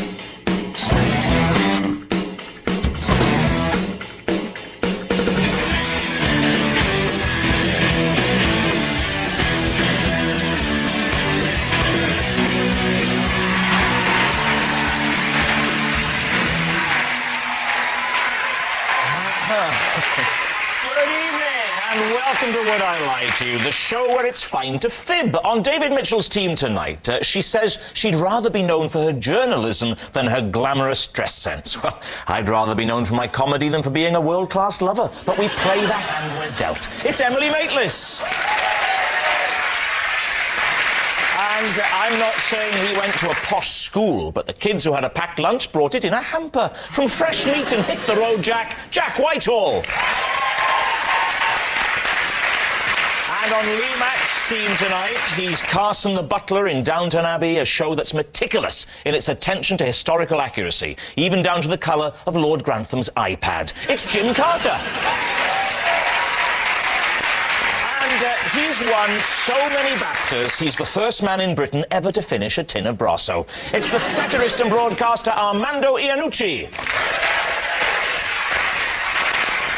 And so we begin with round one, Home Truths, where our panellists each read out a statement from the card in front of them. Now, to make things harder, they've never seen the card before, so they've no idea what they'll be faced with. And it's up to the opposing team to sort the fact from the fiction. Jim, you're first up, so would you please reveal all? Right. As a method actor on the set of Downton Abbey, I like to remain in character all day and even help serve lunch to the cast and the crew as Carson. David, what do you think? Right. My immediate question is that I think on a big set like Downton Abbey with a lot of high-profile stars like Maggie Smith, there'd be an insurance issue with unqualified caterers serving lunch. Nobody's ever told me there was an insurance issue. I don't do Maggie, I have to say. Maggie... Do you bring her food, then? I don't serve Maggie her food. What I do is I bring the food to the people on the dining bus, rather than go around to individual caravans or changing rooms. Why do you think that helps your performance? It just helps me stay in character somehow. I don't like to switch off. I lose concentration if I switch off. I just try to stay with it. It's tricky when you're serving things out of polystyrene on polystyrene plates, but it just helps me. Well, I was going to say, because if you want to inhabit the mind of the Edwardian or First World War butler, and you say, I am that person, and suddenly there's a camera, an HD camera and a boom in front of you, aren't you going to sort of scream, witchcraft, witchcraft? What is this madness? The aliens are here. No, I would never dream of doing that, because I'm in the bubble, you know, so I don't notice those things. Do you do it with every role that you play? So if you were doing a film about, say, like a man that liked wearing women's underwear, you would be committed to wearing women's underwear for the whole shoot? You're the only person who's seen that film, Jack. But you're a dresser, obviously, so you would dress all the male members of the cast. I'm that a you butler, tend to madam. as well. A dresser. I mean, there are scenes in which you help Lord Grantham on with his buttons. pants. Yeah, that's when the other valets have disappeared or are in jail or have been accused of murder and things like that. Yeah, which is most it's only in extremis that I do the cufflinks. My partner will sometimes do that, I can vouch for that. I think the problem with you, Jim, is you've got such a lovely voice. Everybody's happy, just... You're just sat there. You sat there like this. Yeah, you flounder in such an authoritative way. Viewers will be pleased to know that Jim's answer is now available as an audiobook. That method acting thing, though, is true. I met someone recently that was in Hollyoaks, and they were really stupid in real life as well. They do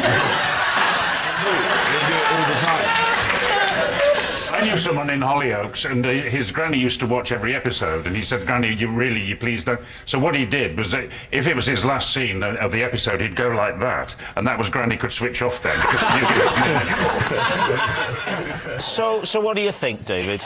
I don't think it's true. I think it's the sort of thing people make up about actors, and I think in this instance it would be very impractical. I think in a long, busy filming day... You'd spill things, wouldn't you, the whole time? You'd spill things on your suit. The last thing Jim would want to do is serve other people food. Well, I think it's very feasible that an actor would do that sort of method thing, but I think Jim, having heard him and met him, he's such a cool cat. I imagine he's the kind of guy rocks up on set, gets handed the script, quick skim read, and then, in the words of Snoop Dogg, just drops it like it's hot. I think he means it's a lie. Do you know, thanks to you, we're reaching a whole different demographic. So, they think it's a lie. Jim, truth or lie? I do drop it like it's hot, because it is a lie. Yeah, Yes, it was a big fat lie. Jim doesn't remain in character all day at Downton Abbey. Jack, you're next. I once hid a girl in my bed whilst my entire family came into the bedroom to have a conversation with me. Lee. Now, how old were you? I was 18. And a bit of a nervy question. How old was she? No, she was... she wasn't. She was of age. Of age? Yeah. 44. 65. No, she was just of a normal age. She was a normal age. It's a normal age. It's a bit ageist, isn't it? An 18-year-old Are you saying that boy. Rob's abnormal? Well, yeah, if Rob was in my bed, it would be a bit weird, but... Actually, a lot easier to hide it. Just pop him in the pillowcase. Throw him over your shoulder off you go. So, you'd had a lovely tender time with this young lady. The next morning arrived, the start of a whole new dawn, and she was secreted, hidden, under the duvet. My dad comes in, knock. I say, get under there. Under there. And what did your dad say? No,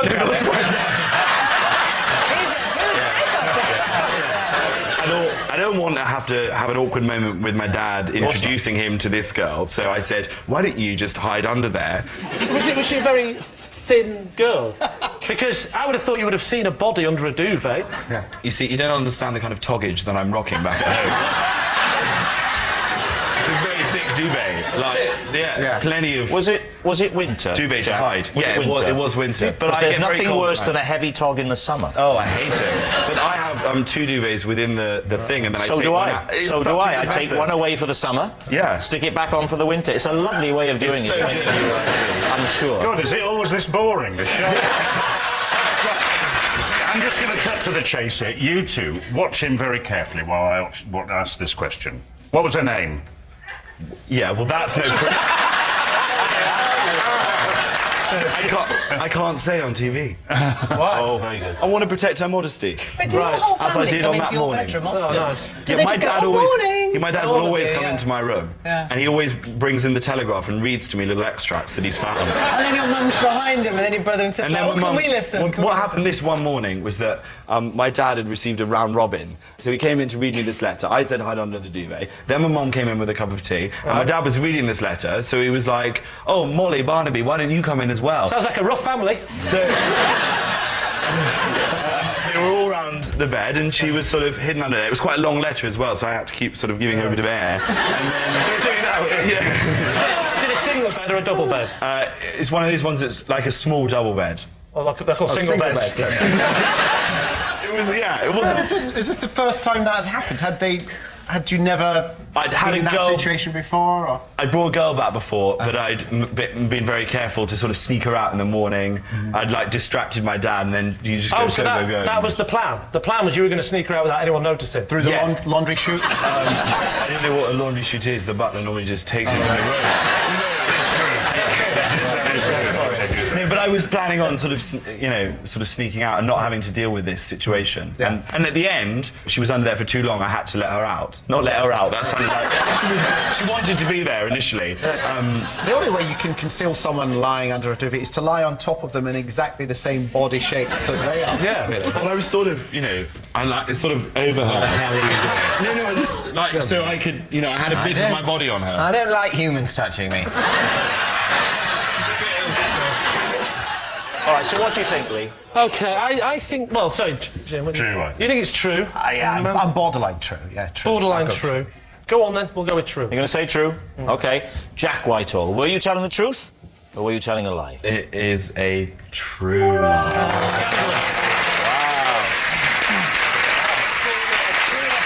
Yes, it's true. Jack did once hide a girl in his bed whilst his family came into the bedroom to have a conversation with him. Our next round is called This Is My, where we bring on a mystery guest who has a close connection to one of our panellists. This week, each of David's team will claim it's them that has the genuine connection to the guest, and it's up to Lee's team to spot who's telling the truth. So, please welcome this week's special guest, Benji.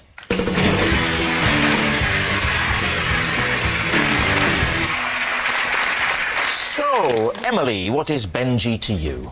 This is Benji. He's helping me to fulfil my recurring dream, which is to do the splits. Jack, how do you know Benji? This is Benji, and last year he hypnotised me and a friend so that we could watch the Harry Potter films as though we'd never seen them before. And finally, David, your relationship with Benji? This is my ice cream man, Benji. Oh, it's not, is it, David? It really isn't. This, as I say, this is my ice cream man, Benji, and he calls me Two Flakes. Go on. Because he always gives me 2 flakes in my 99. There we are. Lee, where do you want to start? Well, I want to start with Emily, because I want to establish exactly what we're talking about. Are we talking about a reoccurring dream you have and you want to get rid of the dream, so he's helping you somehow with that dream, or it's a lifelong dream to do the splits? It's a recurring dream, and he's helping me to get flexible in it. You need to be... Don't need to No, do it's not. splits, you need to It's get not to do with your mind, it's to do with your body. It's to help you achieve your goal of actually doing the splits. Yes, That's right. What angle have you got to so far? What, right leg or left leg? To produce an angle, you need both legs. Trust me, that's my chat of line.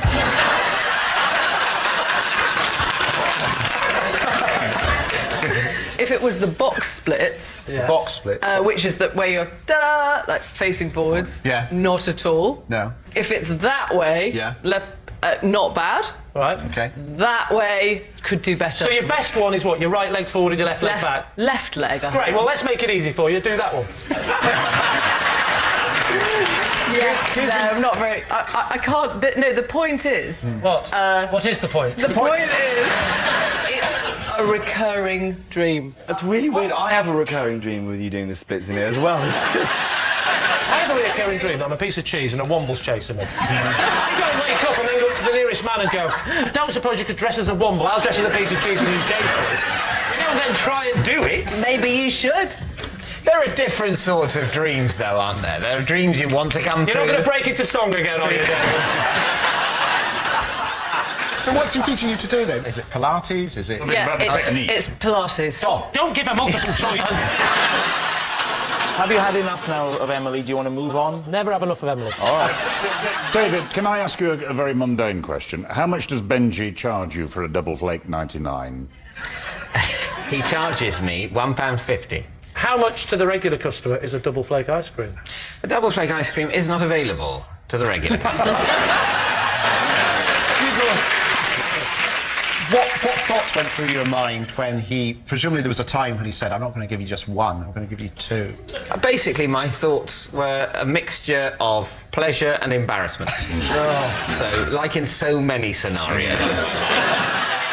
How often is Benji in your area? I mean, how many times a week does he service your street? Benji's ice cream van is often parked in at a certain place. Yeah. Where's this place? Passing by Queen's Park in northwest London. And why are you regularly passing Queen's Park in northwest London? Because I often walk that way from my flat to the BBC. Who affected the introduction, David? I mean, who proffered the name Benji? I mean... Well, Benji proffered his own name. Did he? In what circumstances? Benji recognised me in my capacity as someone who has been on television. When were you on television? Is it sad when summer's over? Do you know when it's the last time you and Benji will be together for another year? I think, thankfully, it's never quite clear which time will be the last time. I think, in a weird way, we're both better off for not knowing. Yeah. So, just so to be clear, Benji offered you 2 flakes once because he's a big fan of your estimable body of work. And that sentence wouldn't work without "of work" at the end, would it? And then gave you the name. You didn't say, oh, look at me, I'm David Two Flakes. You didn't do that. He gave you the name. No one knows, Rob, better than you how desperately keen I am to develop some sort of catchphrase. But in this scenario, it wasn't me, no. And I think actually it wasn't the first time. I wasn't given the name Two Flakes by Benji the first time. Well, of course not. That would be madness. It's probably the second or third Fourth time. or fifth, surely. You'd need a pattern to have developed. Some sort of pattern had developed. Has he ever offered to put anything else on your cone? No. OK, let's move on to Jack. Jack, remind us again of your connection. Benji hypnotised me and a friend so that we could watch the Harry Potter films like we'd never seen them before. So you've obviously seen what? You've seen them all? Yeah. I'm a massive pothead. Right. And you were so desperate to watch them again that you got... Well, I mean, what is obviously a professional hypnotist or a friend who can do it? Well, basically, last year when Deathly Hallows Part 2 came out and it was the end, it was really sad. And I was going through quite a bad time. And I was also trying to give up smoking. And Benji was actually helping me doing that. And we were talking about that. And I said, what else have you done? You know, hypnotised other people to do other things? He said, yeah, well... He'd done it to someone that had watched Star Wars and then enjoyed that experience. I was like, that sounds amazing. Could you do that for me and some friends to watch? I think after this show, people are going to want to use his services. When he's hypnotising you, what happens? Well, he puts you into a sort of transient state. Is he dressed as a wizard? How does he get you into a transient state? What does he do? Well, he talks to you, he relaxes you. What does he say? Well, I can't remember. I was in a transient state. He's good, isn't he? What's it going to be, Lee? Who do you think I don't know. it is? Listen, it's either Two Flakes or Two Legs. Not Harry Potter, then? I don't know. Draco Dorman Nunquam Titilandus. Yeah, a couple of potheads in. That is, of course, the Hogwarts school motto, never tickle a sleeping dragon. Right. Tell you what, that's a good memory, considering you've technically only seen it once. Right, we need an answer. Lee's team, is Benji Emily's splits teacher, Jack's mind-wiping hypnotist, or David's flaky friend? What are you going to say? Oh, this is tough because they're all so not true. I'm going to go for the most ridiculous answer. We're going to go for Jack. You're going for Jack?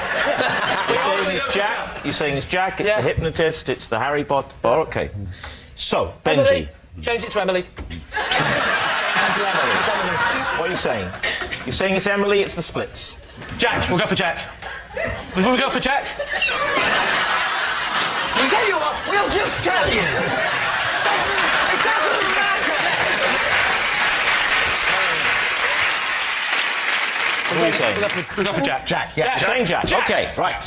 Benji, would you please reveal your true identity? I'm Benji, and I've been helping Emily achieve her dream of being splits. Wow. The obvious next question is, would you be willing to give us a quick splits? Of course. Whoa!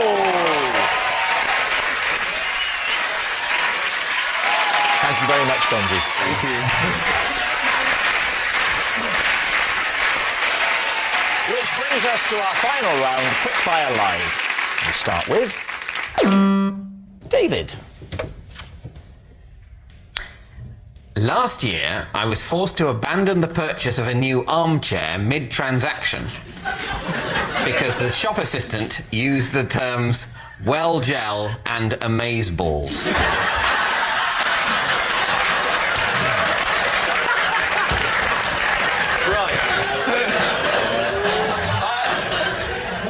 What does well gel and amazeballs actually mean? I wasn't asking you, Jack.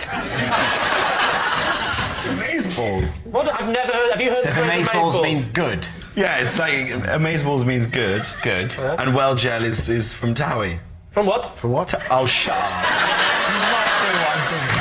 You mean the only way is Essex? What does well gel mean? Jealous.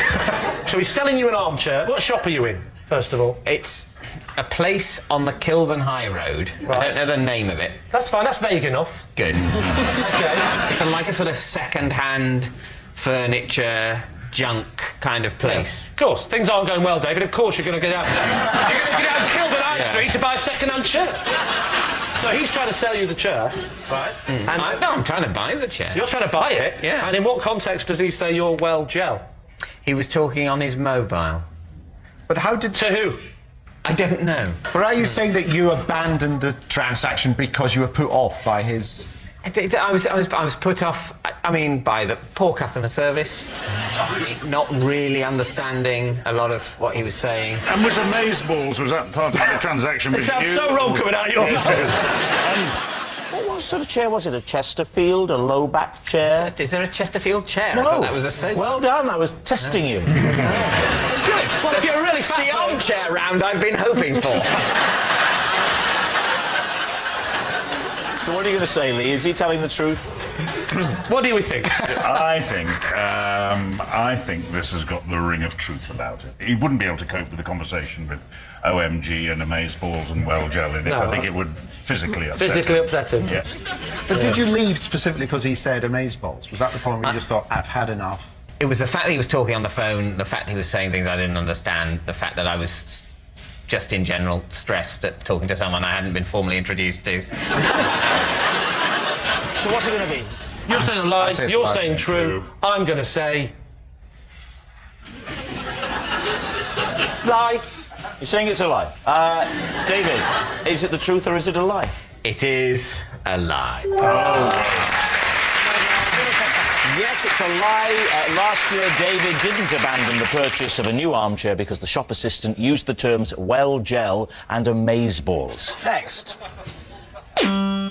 It's Armando. Oh. I once had to abandon my car in a safari park after a baboon climbed through the sunroof, lay down on the back seat and fell asleep. OK, so where in the safari park is the car? In the lion enclosure.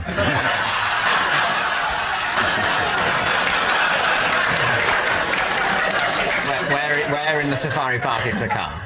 It's... Where do you think it is? In the baboon area. Are you answering for that, team? It could have been in the car park. Question. It could have been in the state. What would the baboon be doing in the car park? The baboon? Yes. May have escaped. I'm not saying that the answer to the baboon enclosure would have amazed me.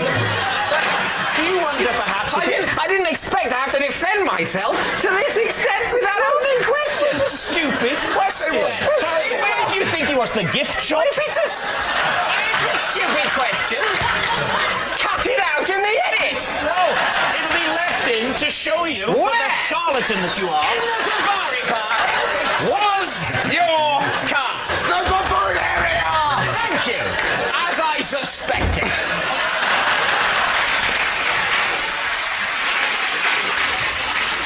All right, so anyway, back to where we were now. Where were we? So, why was the sunroof open? It wasn't. Let me mime it for you. Why was the sunroof open? Is that how you think sunroofs work now, Dave? Why don't we all open our sunroof? Let's get the audience opening their sunroof as well. Come on, let's all open our sunroof together. Emily, open your sunroof, girl. I'm sorry, it's still a bit hot in here. Shall we open the windows?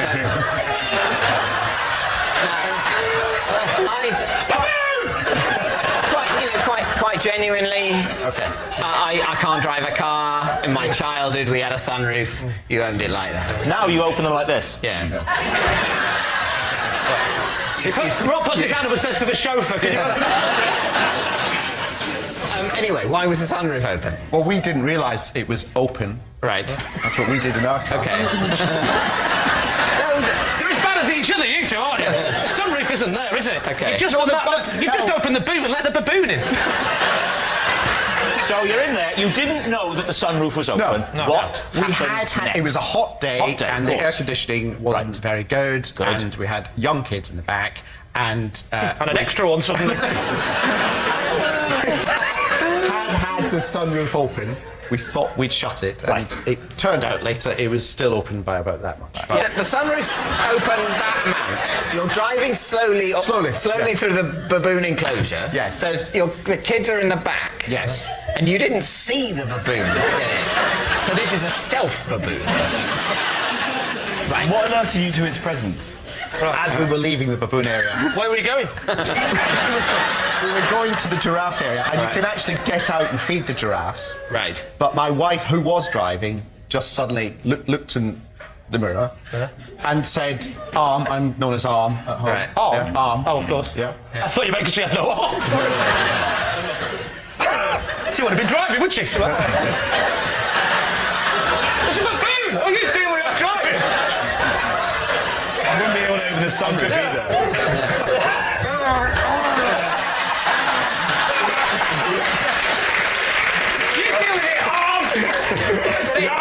Oh, what's that?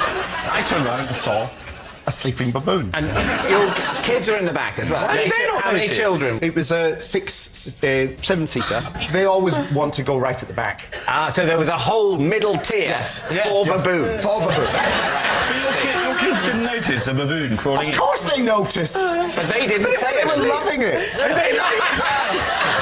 They're saying, don't tell them. They'll hate the baboon for some reason. They're all against wild animals in the car. If you're 4 and 2 and an animal gets in your car and sits and sleeps in front of you. Yeah. They're getting the big purple backside. This the bed. So at the back they're going. Yeah. This 3D film's brilliant. And how did this all resolve itself? Well, fortunately, the next enclosure was the giraffe enclosure, and you can get out, and there were people there. And the giraffes Giraffes ate the and baboon. zebras, yeah. One of the warders... Yes. Jim's giving us a lovely giraffe. So one of the warders came and what did they, shoo it out? Both doors open. They slid open, and it just scarpered out. What are you thinking? We need a decision. We need truth or lie. What are you going to say? What do you think, Emily? I think it's true. Do you have a clue, Jack? I think it might be true. It's pretty detailed. I think we're going to say true. You're going to say true? Yeah. You're going to say true. Armando, truth or lie? It was all a big lie. Yes, it's a lie. Putting a baboon through a sunroof is the brand new game show next on ITV2. And that noise signals time is up. It's the end of the show, and I can reveal that Lee's team have won by 3 points to 2. Wow.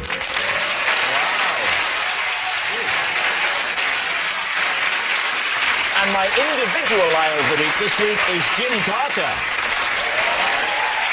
Yes, Jim Carter, honestly, he's so dishonest, he'd steal the shirt off your back, then iron it and lay it out on the bed with the rest of your morning suit. Good night.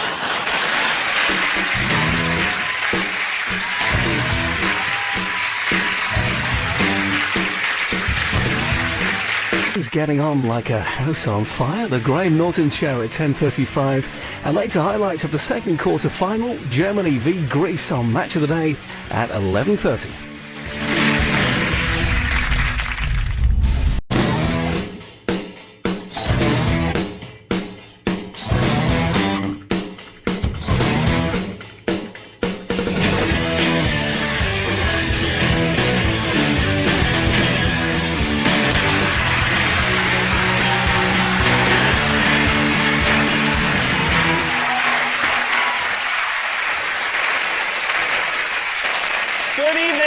Welcome along to Would I Lie to You, the show where porky pies are the dish of the day every day. And on Lee Mack's team tonight, one of the best-known faces on EastEnders. David, it's a show about working-class people. Nina Wadia! And he's the star of Screen Wipe, News Wipe, Games Wipe, and for one night only, Would I Lie to You Wipe, it's Charlie Brooker! And joining David Mitchell tonight, his catchphrase on MasterChef is, cooking doesn't get tougher than this. Here's a man who's clearly never tasted Mrs. Brydon's Yorkshire puddings.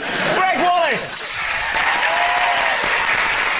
And a splendid actor who withdrew from I'm a Celebrity because he didn't want to eat kangaroo testicles or crocodile anus. He's going to go hungry in the green room tonight. Nigel Havers! And so to round one. It's Home Truths, where our panellists each read out a statement from the card in front of them. Now, to make things harder, they've never seen the card before, so they've no idea what they'll be faced with. It's up to the opposing team to separate the facts from the fibs. Greg, you're first up. Please reveal all. I always make toast by ironing the bread. It tastes much better that way. Lee, what do you think? Do you apply butter pre-ironing? No. Well, that would be mental. No, that would be crazy. Because then you are in danger, of course, of cooking the butter. You get a beurre noisette on top of your toast, which wouldn't do you any good at all. He's good. Is this the same iron that you use for the clothes then, straight after? You can use any hot, flat metal implement to iron the bread. You don't have to use an electric iron. I quite often put a shirt in a toaster. What other hot, flat metal implements do you have? Well, you can get a spatula and heat it. A spatula? That must take a long time to do toast. Not a plastic one. Oh, not the basics. You can get a fish slice. Why? Is this the kind of advice you give out on MasterChef? Never ever eat up a plastic spatula. What's the bread on? It doesn't matter what the bread's on. Oh. Normally a work surface. So when you put the iron on, you're going to squash it a little bit, surely. To flatten it a little bit and squash it a little bit is the point. So without getting your sweaty palm on it. Bread is flat, isn't it? Well, of course, it's not rolling hillocks, I know this. But it's also bouncy. Bread isn't necessarily flat. If you slice it flat, it's flat. A loaf of bread isn't flat. What are you doing, Look at a loaf of bread, you say... You can't say bread is flat. Paper is flat. Bread isn't necessarily flat. Bread's only flat if you cut it into a flat shape and then iron it, like anyone sensible. If I was going to pick you up on anything tonight, Lee, and I like to think that I will, it would be how you pronounce the word topiary. Did anybody notice he went topiary? It was like a wonderful mixture of trimming a hedge and a little bowl you have of things that smell nice. I say topiary. What do you say? Well, it's topiary. It's not topiary. So hang on. Whoa, just to backtrack. There's a man ironing his bread, and I'm being picked up because I'm saying topiary a bit like potpourri. Where the hell's David gone? I thought he was so middle class that I pronounced it wrong and he fainted. I tell you what, I knocked a water bottle onto what I can only describe as a nest of wires. And also, he was a little bored. Oh yeah, I mean, you were just trying to teach Lee how to speak. I mean, we could be here all night.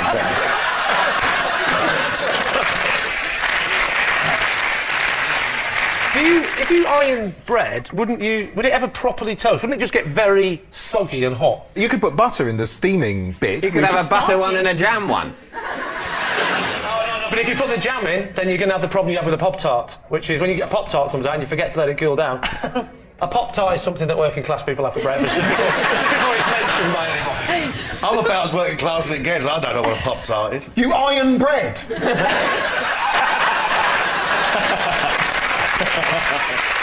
I don't always use an iron. What do you sometimes use? I just told you. A hot metal implement, like a spatula. Yeah, or a fish slice. How are you heating up the fish slice? You could just put that on a naked flame. It's just occurred to me that it's a bit like toasting on the Arga, isn't it? Because it's a hot surface. Similar. Mind you, that is posh. Arga, that's a posh thing. Suddenly realised.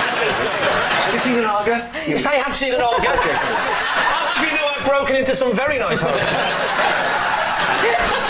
What are you going to say, Lee? Truth or lie? Well, I don't know. What to toast bread with a fish slice, you'd have to get it up to such a temperature, it'd be like molten lava. I hate to bring everyone, but the allegation is an iron. No. He said that he also does it with Well, that's just chat you're having on your own time. The allegation is the iron. Who are you, his lawyer? No. For the purposes of this, yes. Come on, let's make a decision Right, go here. on, what do you think? I simply don't buy it because of the fish slice issue. Nina? I just can't imagine that he'd waste like 20 minutes ironing a piece of bread in the mornings. I don't think he did. How big is your bread? No lie. Okay. Yeah. We'll say lie. Say it's a lie. Okay, Greg Wallace, were you telling the truth or were you telling a lie? It's a lie. It's a lie. Yeah, Greg doesn't make toast by ironing bread. I thought that was... I made a mental note to try that. Right, Charlie, you're next.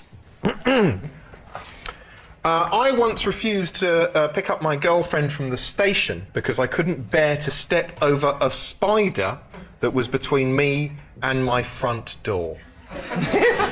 David. Was this out of fear or respect for the spider? Kind of a combination of both. What happened was she rang me, and it was late at night, and so she wanted me to go and be a gentleman, walk her home. And so I had to tell her. And you were I wouldn't prepared come to again. tell her that you were too frightened to walk across the spider to collect it from a dark station in the middle of the night. It was a big spider. How pathetic was that? It caused a huge argument because I was refusing to let. She was saying she didn't want to walk through the streets of London. It was quite frightening. At night, and I was going, yeah, but there's a spider. There's a spider here, which is real. You're scared of some notional threat. I can see one. Get a stick or something, give it a little tweak and it'll run away. And he has faced spiders in the jungle. And Lembit Opik. We still don't know how she got in, you got out, and then what happened? Well, obviously I was scared, so I dropped a Yellow Pages on it. I kill spiders without any With only hours and hours of terrified hesitation. David, which way are you leaning? Could be true, but that's so often the case on this game. I think it's a complete lie. You think it's a complete Yeah. lie? Yeah. If it's true, I feel very sorry for Charlie, actually. Because it's so pathetic. Just openly pity me, for I God's hate sake. it when there's so much riding on whether something's true or a lie. It's easy when it's just a game, but now it's your whole view of Charlie. What do you think? A lie. You think it's okay? We're going to say. You say a lie? It's a lie. Okay, David's team think it's a lie. Charlie, were you telling the truth or were you telling us a lie? It's actually a hideous truth.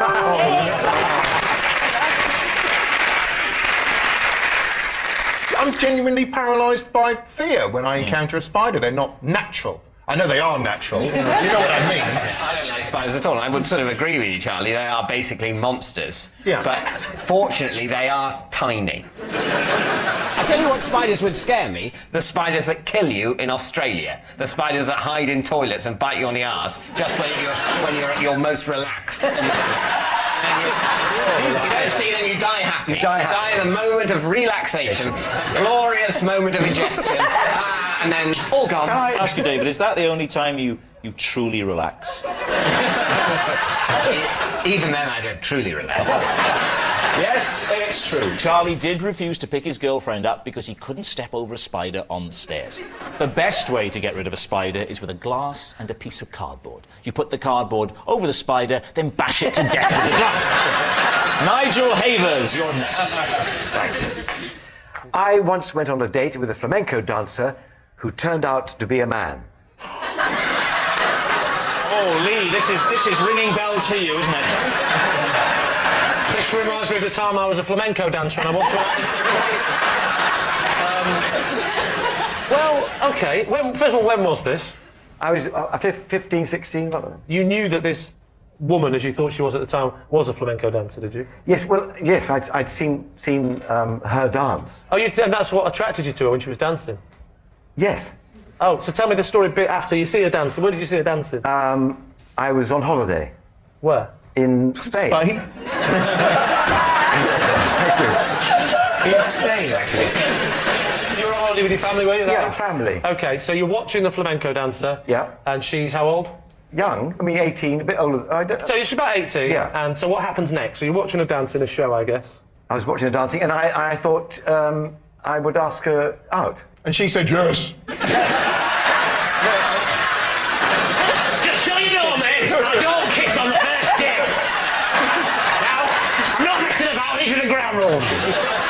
You can kiss, but no bollock grabbing. That's all rough when there's no clues. And how do you make first contact? Where was she when you asked her out for the first date? In the hotel we were staying, actually. So you just went round to her room, you sort of tapped on the door, she got confused and started dancing. and then she opens the door and she says, "What can I do for you?" Take it from there. She's smoking. You've got this time. She's got a pipe. She's got a Well, no, she's very classy. She smokes the woodbines outside and the pipe behind. So you're on the date. At what point? How long is it before you find out she's a man? A couple of hours. So 2 hours. And how does this come about? Was it during a fumble or a conversation? It was. Really, that is the interesting question. I think it'd be first time I'm speaking on behalf of the group. We're all thinking. The urinals? Just trying to remember. You don't mind if I stand? Oh, sorry, she's out, isn't she? You were on the dance floor. You're on the dance floor doing a flamenco? No, just dancing, quite, close. Slow down. I see where this is going. Something came between us. So what did you do, Nigel? You kind of went, oh! I went, I went, oh, that's like that. Then I left immediately. What do you think, Lee? I mean, it's a harrowing tale for the young lad. I think Nigel's a very nice, polite man. And you can imagine what he was like when he was 16. Probably even politer and possibly a little bit shy at 16. Possibly. I think he'd have just been too... He'd have just gone through with it, because... I don't buy that you would be able to ask somebody out and not twig that they were a man. What about you, Nina? What do you think? You're a woman, after all. Yeah, hopefully.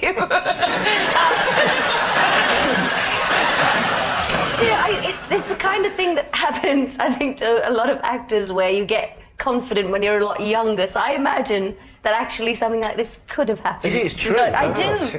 What's it going to be, Lee? Truth or lie? It's a lie. OK, you say it's a lie. Nigel Havers, truth or lie?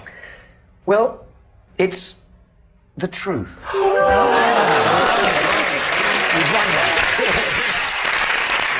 Yes, it's true. Nigel did go on a date with a flamenco dancer who turned out to be a man. At the end of that round, David's team has 2 points. Lee's in the lead with 3 points. Our next round is called This Is My, where we bring on a mystery guest who has a close connection to one of our panellists. So please welcome this week's special guest, John.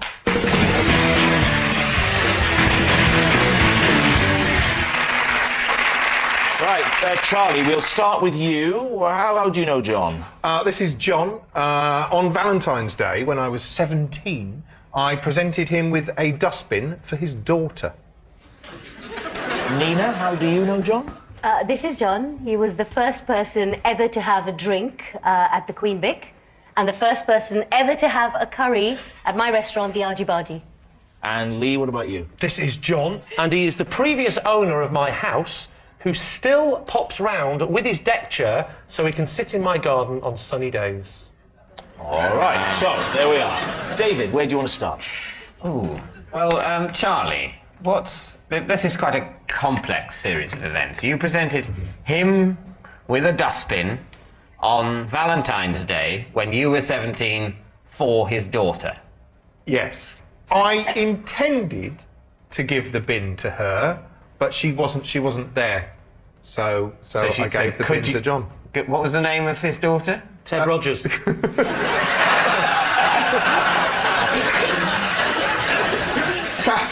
Catherine. What sort of bin was it? Like a big garden bin. OK, I thought it would be a funny Valentine's gift was to give a bin. Because it's so unromantic.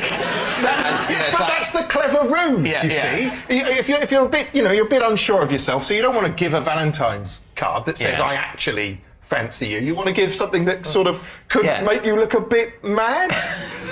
What was that? Was there a note with the bin saying a poem? I put her initials on it. You could get these sort of gold initials. You can ask for a bin to have like nice gold initials or something, nice sentiment written on it. Can't you? A lot of companies do that to bins. Don't be facetious. Sorry. I stuck the letters on myself. You haven't got a shred of romance in you. Was it wrapped? Did you wrap it? No, I put a red bow around it.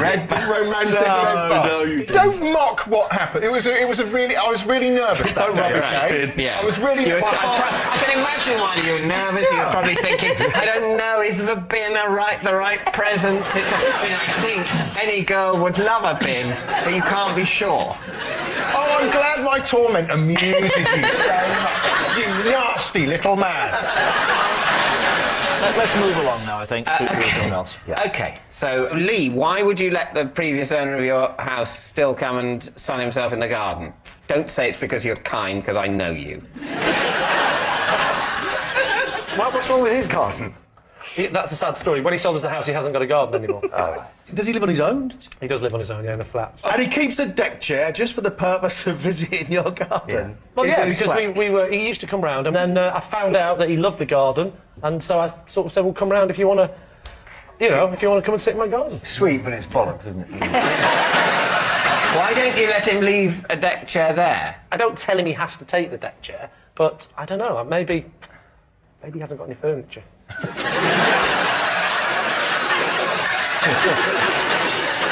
Nina, remind us. Sure. John is basically a supporting artist that has been there since day one, 25 years on EastEnders, and he's known as being the first of everything. So he'll be the first who had a drink at the Vic, he's the first who has been in the laundrette, he's the first who's kind of done any set. And also, you say he was the first person to eat in... To have a curry since the Masouds have owned the Argy Bargy. Well, that's very, that's very plausible. Yeah. But at the same time, could have been made up. Can I just check something? What, is he the first in every... Well, he's not. He's the bloke that comes around my house and sits in the garden. But if he wasn't... is he the first... Imagine he wasn't, right? The bloke that sits in my garden for a minute, and he is. Well, imagine he's not. Right? It turns out you're telling the truth. It's a great This is one hell of a ballsy Is he the first? In every set? Is he like in Dot Cotton's cupboard? Is he just stepping out? Or you mean in the public sets? No, in the public sets. So, David, is John Charlie's dustbin dad, Nina's EastEnders extra, or Lee's friend with a deck chair? Do you all watch EastEnders? Do you recognise this guy? Has anybody been in my garden? It's definitely not Lee. Charlie's is so ridiculous. I know, but so absolutely up his road, isn't it? Charlie became so heated in defence of his romantic actions. Too passionate about it, really. Bless. That's what emotions are like. Yeah. Terrible thing to get back in touch with the father of someone you were infatuated with years ago and who you gave a bin to. I mean, it's possible, but it's a lot easier to get in touch with the regular supporting artist on the show that you work on. You're right. You're absolutely right. Come on, then. What are you going to say? OK, Nina. You're going to say Nina is telling the truth. John, would you please reveal your true identity? I'm John, and when Charlie was 17...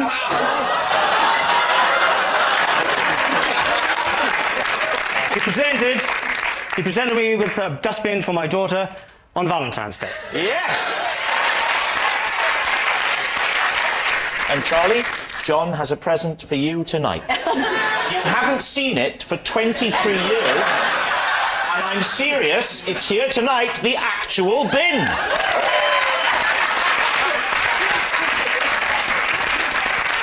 And there are the initials on there.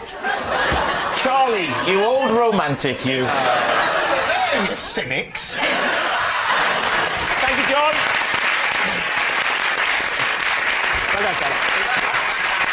Which brings us to our final round, Quickfire Lies, in which our panellists lie not only through their teeth, but against the clock. We will start with... It is Lee. Every Sunday, I treat myself to a relaxing bath with 3 squirts of furry liquid in it.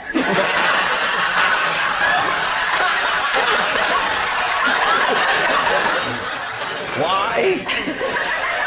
Because when I was a kid, we used to use a bit of furry liquid if we'd run out of bubble bath. And so... Yes, I can believe that, but then you decided, in fact, why do we need the bubble bath? But why only on a Sunday? You shower the rest of the week and bath on a Sunday? Well, I'm old school. There's nothing wrong with an all-over flannel wash. Under the armpits on a Monday, down below on a Tuesday, feet on a Wednesday, knees on a Thursday. This is like a really dirty version of a Craig David song.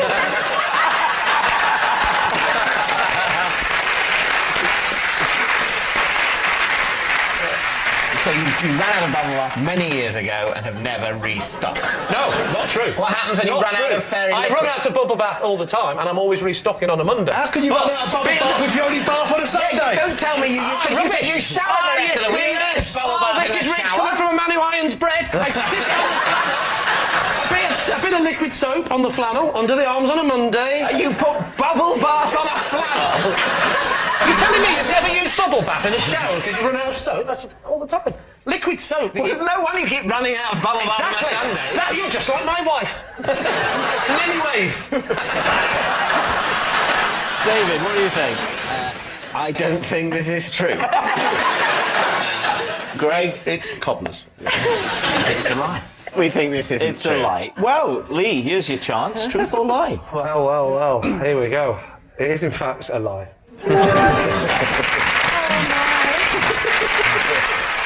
Next. It's David Mitchell. My parents recently forced me to have a new kitchen fitted because my flat embarrassed them. Lee. How bad was the kitchen? It was, I considered it adequate. That good. Come back to mine, darling. I've got a very adequate kitchen. How would you describe the old kitchen? It sort of had plasticky units that some of which I like to make them into personalities.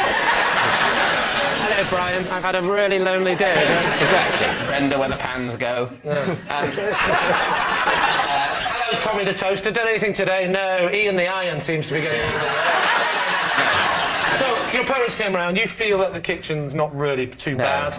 They were sort of very unhappy about it, and ultimately they said, look, we really think you should do with this. We'll deal with the admin if you pay. But you're a creative mind. I mean, you must have given them a steer as to which way you wanted it to go. Describe a creative kitchen design steer that you imagine someone like me might have given. OK, you may have said, I want an island in the middle, I want an Arga and a traditional not a god, electric. I'm not making a planet. An island and a lagoon. An island.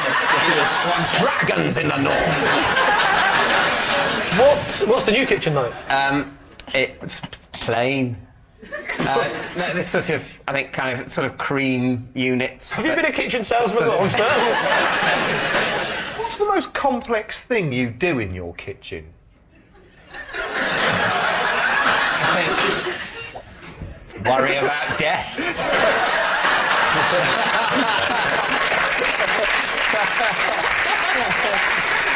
So what do you think? What do you think, Nina? I think he's lying because his eyes go really big when he lies. He also does that when he's aroused, though. So, what do you think, Charlie? I think that's got the ring of truth to it, because I imagine that David probably doesn't really care about his kitchen, but that other people do. Look at him, it's the truth. OK. You're going to say true? Go on, then. Say true. True. OK, David. Truth or lie? It is, in fact, true. Next. It's Greg. Possession.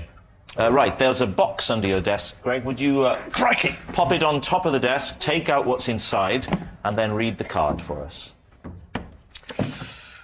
This is one of my history books. I read them in the sauna to make them look old. Lee, where would you like to start? Why'd you try and make them look old? I think they're more attractive that way. I like them all bashed up and old looking. Where did you hear about this, that if you read it in a sauna, it actually ages nicely? It's like... Well, I didn't. I just took the book into the sauna and I go to the gym. I try not to be fat. I like the sauna as well. I read I'm in the sauna and the books get aged. Are you naked in the sauna? Oh, yeah. You're naked with a book? It's difficult. Hang on. My glasses. Your glasses. How can you read with steamed up glasses? Well, no, I don't wear my glasses. You just... Well, how do you read then? Well, I hold the book up. That's not the problem. Oh, so now you're naked and you're doing that, yeah? do you ever do this when the bloke sits opposite you? Here we go.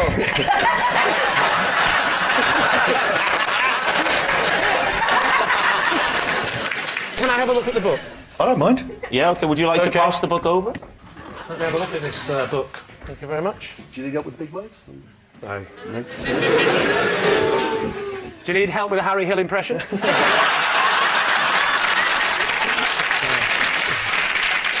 Does it smell like a sauna? Ooh, it smells of something. It smells of... Does it? It is aged, and I'll tell you what it is. It's aged by dampness. That I know. Sorry. There's a phone number in the back and a bloke's name. It says Tony and then a bloke's phone number. What the hell's going on? What?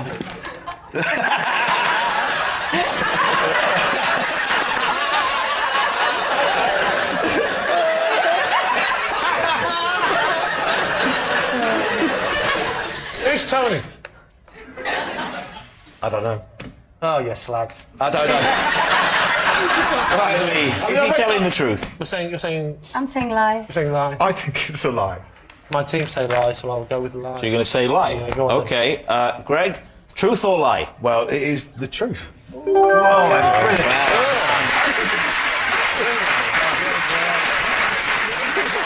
It's true, Greg does read his history books in the sauna to make them look old. And that noise signals time is up, and it's the end of the show, and I can reveal that in a closely fought contest, it's a draw at 6 points each.